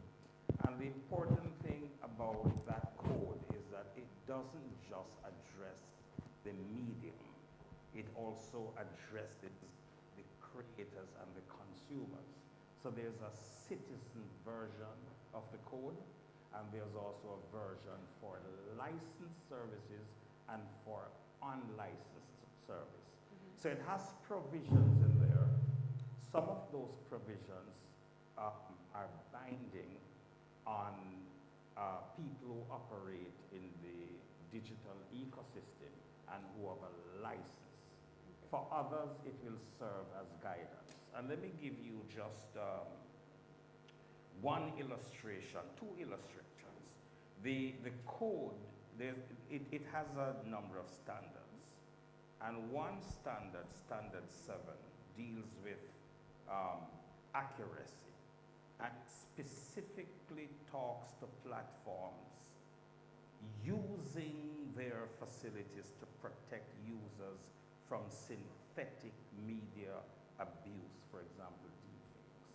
There's also a standard in there that deals with discrimination. That standard focuses on, one, the treatment of discriminatory themes which influence a user's interpretation of or respond to content, and two, the use of discriminatory language in a way that disparages, prejudices, or mistreats someone based on a stereotype. So essentially, that standard is saying, do not disseminate content which may incite hate, discrimination, or violence against anyone on the basis of being male or female. Expressly avoid content that includes slurs or denigrating material. Thank you, Mr. Green. I have one final question to you, Ms. Edwards, before we open to the audience to actually ask all of you questions. Earlier, we heard about the need for survivor-centered justice in Taitu's presentation earlier. How can we have legislation that also ensures that survivor-centered justice while maintaining due process protections for the accused? All right, thank you for that question. All right, so there is a provision in the Criminal Justice Administration Act, Section 24A. It's a 2018 amendment, and it focuses generally on compensation to victims, or it also focuses on just victims in general, in terms of recognizing their rights, etc.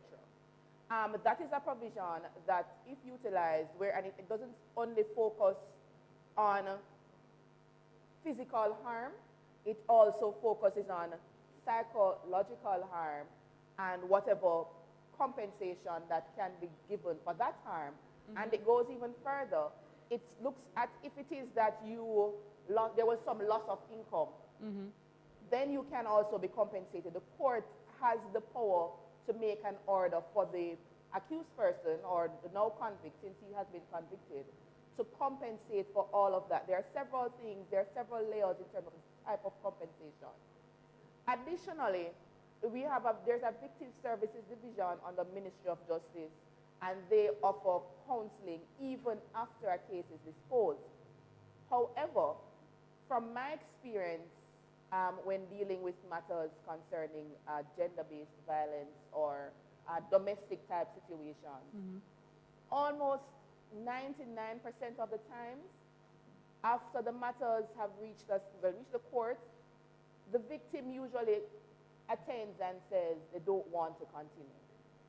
That is an issue for me, and especially, I don't want to trivialize any kind of injury, but especially when there is serious harm, and I would say to the victim, but this is very serious, you could have died. I outline all the damage. And then, but I realize that sometimes, I don't know if it's a guilt trip that they go through, or, so those are some things in terms of the survivors of this kind of violence that is perpetuated against them. They are replaying in their mind, it's a psychological effect. And then after the actual harm is done and the wounds are healing, whether it's physical or psychological, they tend to be very forgiving. And the perpetrator would reach out to them and guilt trip them, boy, if you proceed with the case, my life I go mash up, I go prison. And then the family is also, so they tend to feel guilty, like if something happens, that I will be, they're not thinking about the harm that they received and the impact on them. They're thinking about, they're so, especially women, they're usually so compassionate. And I think there needs to be, we have the victim support, right? But I think there needs to be a space, particularly for these victims of gender-based violence, whether it is a digital means or otherwise, where they can receive some kind of psychological treatment and understand the violence that was perpetrated. Thank you against very them. much. Sure. Ladies and gentlemen, we can open for maybe 2 quick questions, and panelists, when we're responding, maybe about 30-second responses. Oh, we have 2 minutes. Great. 2 minutes on like 2 questions. All right. We see a first hand here. You want me to?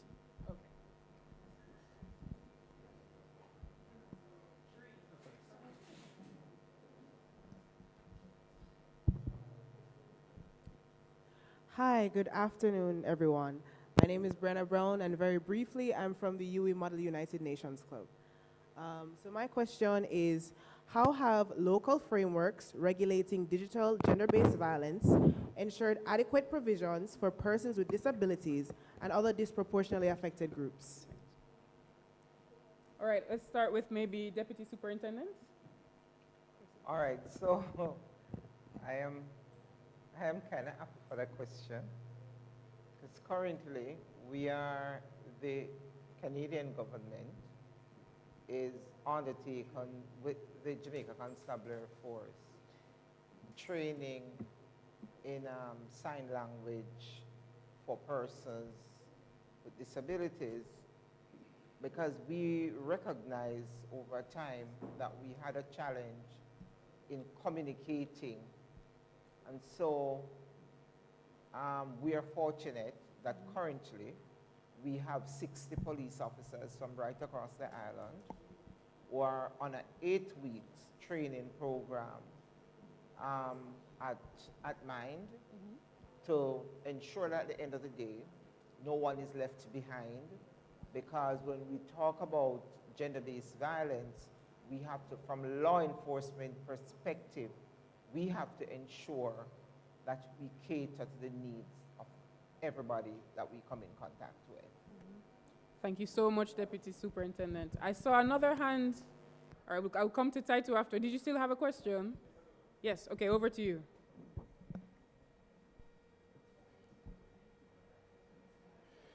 Good afternoon, everyone. Again, Richard Cluvey, General Council Member.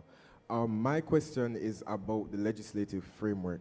So normally when an accused member is being processed to go to court, it usually takes some time before they go to trial. That damage that has been done to their reputation, how can the legal framework, remedy that? Because I'm thinking that, okay, someone does doxing, their information is out there, and until the courts give an injunction to that person to say, remove this, what will happen during that period of time? All right, I think you touched on it a little bit earlier, so I'm going to give you a chance to, from the Office of the Director of Public Prosecution. I think that's a fitting question. Okay, all right, thank you. All right, so remember, when a crime is reported and the matter goes before the court, the process in the criminal court is in relation to the prosecution of that person. There are also civil avenues that can be pursued where a lawsuit, and in that instance, an injunction can be received, and that while the matter goes to the criminal court. Or, while the matter is before the criminal court, the judge in the criminal court, there are also provisions where the judge can make specific orders. However, as was indicated by one of the presenters, the accused only has control over what he or she shared. If it is that it was reposted or reshared elsewhere, there's not necessarily any control over that. However, there is a developing framework. Well, currently, there's a mutual legal assistance framework in Jamaica where we get legal assistance from other countries, but it is developing in terms of cyber evidentiary data. So if it is that we get to a stage where it is that the offensive material is being hosted by Google or a social media network, then perhaps the order can be made for it to be removed from all their platforms, but we are not yet there. Could I just make a very quick comment on yes, this? 20 seconds. Yes, and it is to say, as a lawyer, I understand the law and the legislative process. I think the reality is that we're living in a very, very different world. The digital world is very different, and some of the fixes we have been accustomed to can't work. The legislation, regulators, regulation, those things are now inadequate. We have to address cause, not symptoms. First of all, we need to hold the platforms accountable. We have been talking about victims, talking about individuals. The platforms, from a design point of view, they are unsafe. True. And we need to focus attention on that. The second thing is we need to pay attention, for example, to pornography. It is widely accessible, and it is giving young men in particular unrealistic expectations of what women's bodies are capable of doing and what sexual relations are about. So we may have to start to be talking now about pornographic literacy, for example, to have people understand how pornographic videos are made. It's not a moral statement against pornography. Right. It is so that men can understand that a lot of times women are not enjoying what we think they're enjoying. Very often it is not intentionally to harm people. There are warped views about relations, in particular sexual relations. So digital media and information literacy, I believe, is the most important regulatory tool and intervention, and it has to start from kindergarten. We have put people in a digital space, giving them these devices that are anthropomorphized. We call them smart. They control us. We have no preparation. And then we have unrealistic expectations of people's behavior in the space, whether it is always going to impact employment or personal relations. So to me, that's a critical fix I want to put on the table. And it's not a soft issue. Yes. Thank you so much, Mr. Gray. I think that's the most powerful way that we could end this panel. We are out of time. So we are indeed out of time for the panel. Let's just give our panelists all a nice round of applause. Feel free to take your seats. All right, panelists, feel free to take your seats as we move on to a final short presentation about an overview of JYAN's work overall as we then close. All right, so over to you, Mr. Dashawn Carter, who's the project assistant at JYAN.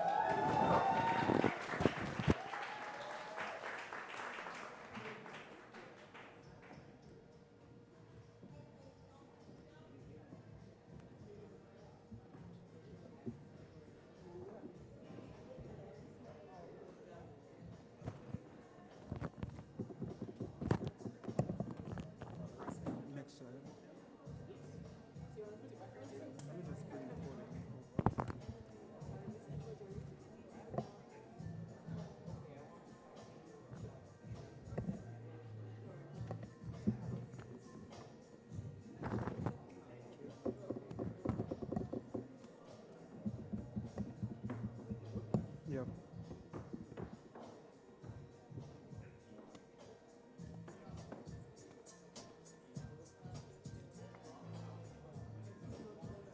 Yeah, I'm waiting on. Are you ready with the presentation?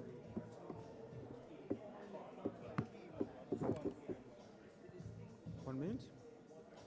All right. So while the presentation loads, good afternoon, everyone. You guys can be lively. I mean, it's the second to last presentation. We're almost out of here. So good afternoon, everyone. Lovely. So I'm here essentially just to contextualize what has been happening today, but also just to give an overview of JYAN's work under our CFLI project. CFLI standing for the Canadian Fund for Local Initiative, as you may have seen today. And so essentially, well, to preface, we want to say that we had a previous cycle of this project during 2024 to 2025. And of course, we did so well under it that they said that we just had to come back again. And so we're here for 2025 and 2026.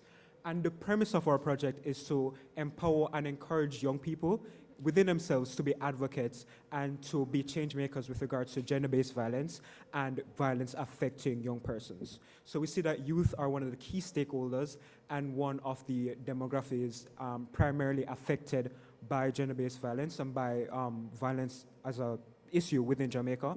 And so we decided that it's important to target these individuals and sensitize them on issues that are important. Next slide, please.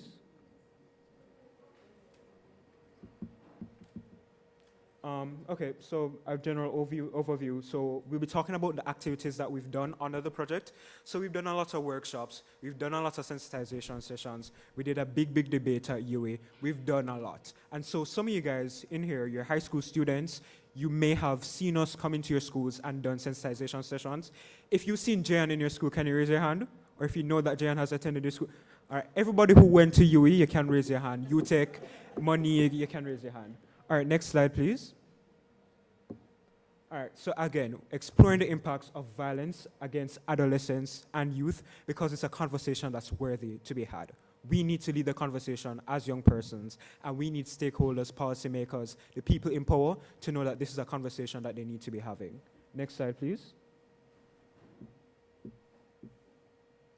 All right, so we can skip this. Next slide. And key target of the project actually is to engage a few stakeholders on our call to action. So last year we engaged a few schools and youth groups within focus group sessions in order to create a 10 recommendation call to action on how young persons, what are their strategies to tackling violence within Jamaica. So Tamara is sitting in front of me, and I can tell that Tamara was at these sessions and a very active participant because I can remember exactly what Tamara said within these sessions. So we engaged around 50 young persons within a series of virtual sessions where we asked them, okay, what are some issues that you're seeing within your community? How can you solve these issues? And how do you think stakeholders need to be involved and engaged in our efforts to prevent violence and to mitigate violence against young persons? Next slide, please. Next slide. Okay, so our violence prevention strategies. These are one of our key targets of the session, the project. And so we've engaged a series of schools, including Port Antonio High. Do we have anybody from Port Antonio? Well, if we call the school and you're in here, just make some noise, please. So we have Port Antonio, Spanish Town High, Kingston High, A little louder. Kingston High, Tivoli High, and Hastings Academy. Tivoli's here as well. And ultimately, we just wanted to facilitate an open conversation around the importance of conflict resolution, alternative dispute resolution, and what violence or how violence can manifest within schools and how we can mitigate against violence within schools. Next slide, please. And this is a lovely picture, if you would just load, of myself and a few students from the NSSC special feature. There it is. We look good, though. Give us a round of applause, please. Next slide, please. And so we essentially engaged on, I think this was February 10th, over 165 students, a big auditorium on violence prevention strategies.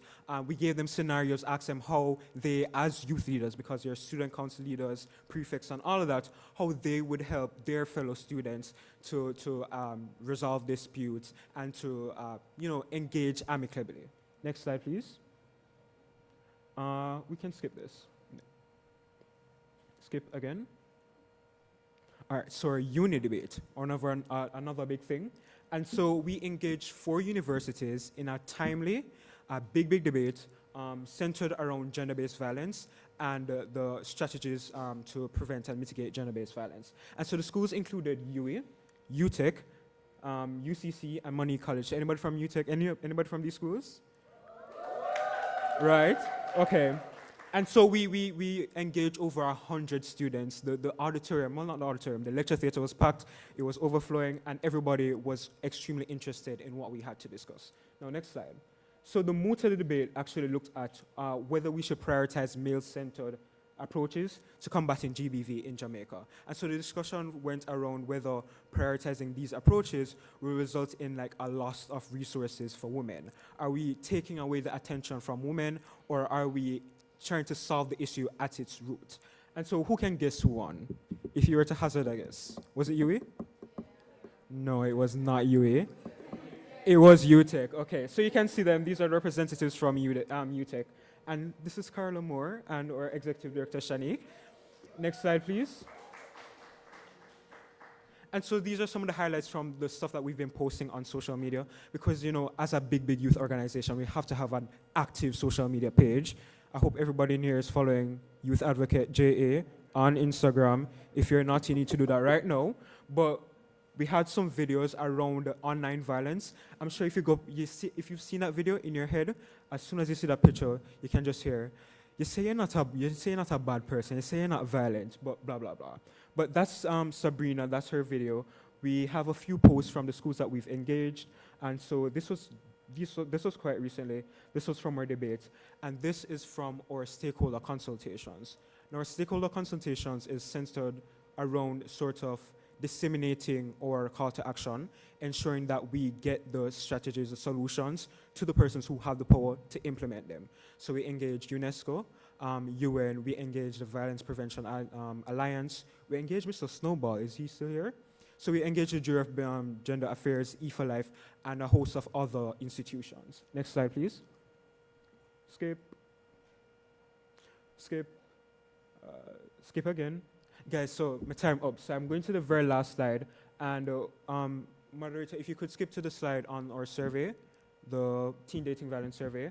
But very briefly, I want you guys to hear about the survey that we're currently disseminating.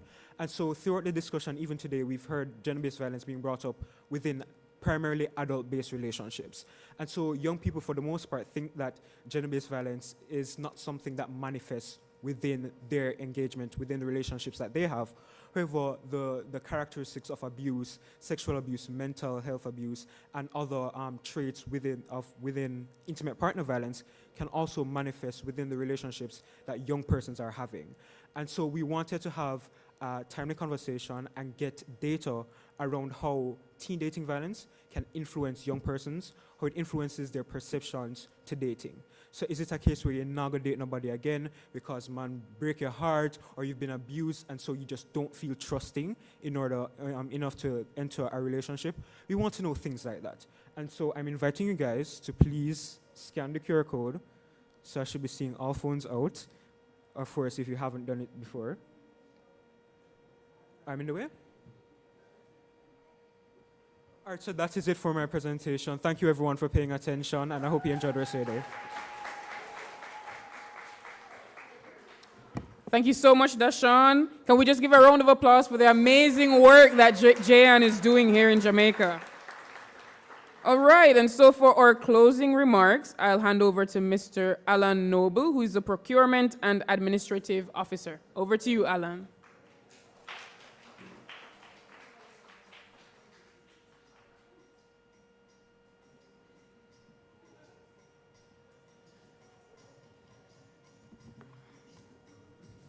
Afternoon, everyone.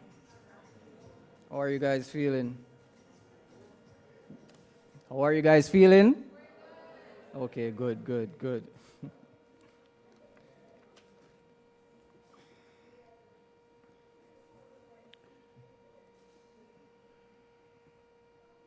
Quite the audience. So as we come to an end of an enlightening and engaging morning into the afternoon, we must say thank you to all that made this possible.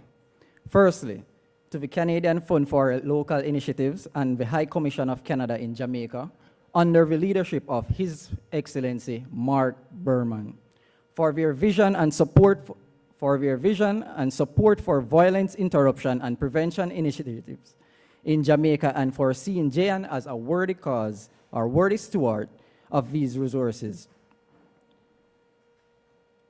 This trust and intuition further underscores the importance of combating violence in all forms and why platforms for multi-stakeholder engagement such as these are crucial to establishing a successful anti-violence framework in Jamaica.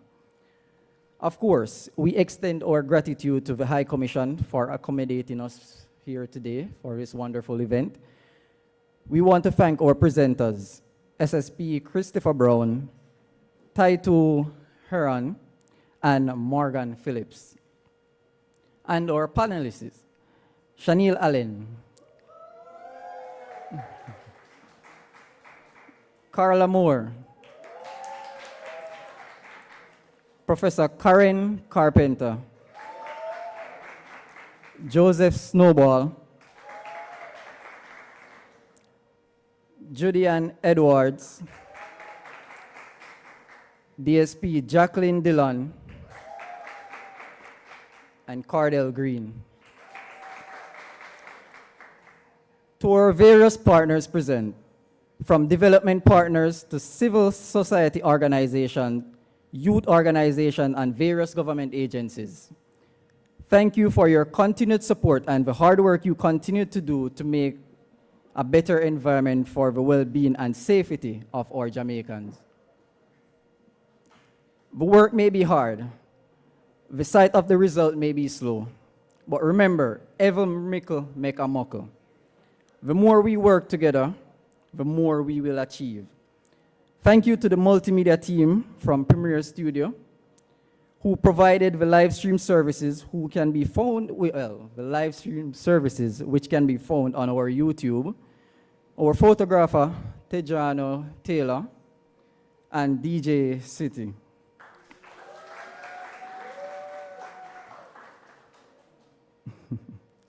To the JYAN advocates who worked on the execution of this event, from drafting panel questions to conducting extensive research.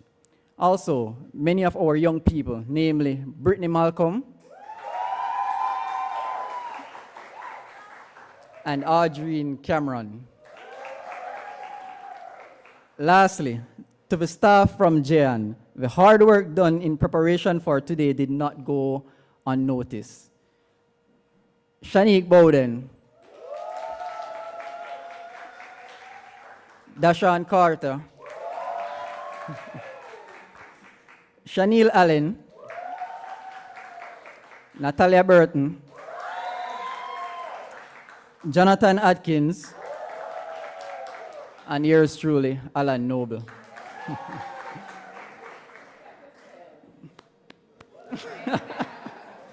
So I just want to depart today with just a little message. Digital space are not separate from our reality. They are an extension of it. If we demand safety in our streets and homes, we must demand safety online as well. Thank you and have a good day. Thank you so much, Mr. Noble. Ladies and gentlemen, as we move on from today's event, we're inviting you to share at least one key takeaway from today's session on social media platforms. So as we said earlier, it's at Youth Advocate JA and at Canada Jamaica to tag. And right now, since we've ended, please be advised that we do have refreshments provided at the back. Thank you again. It's been a pleasure to be your moderator. Thank you.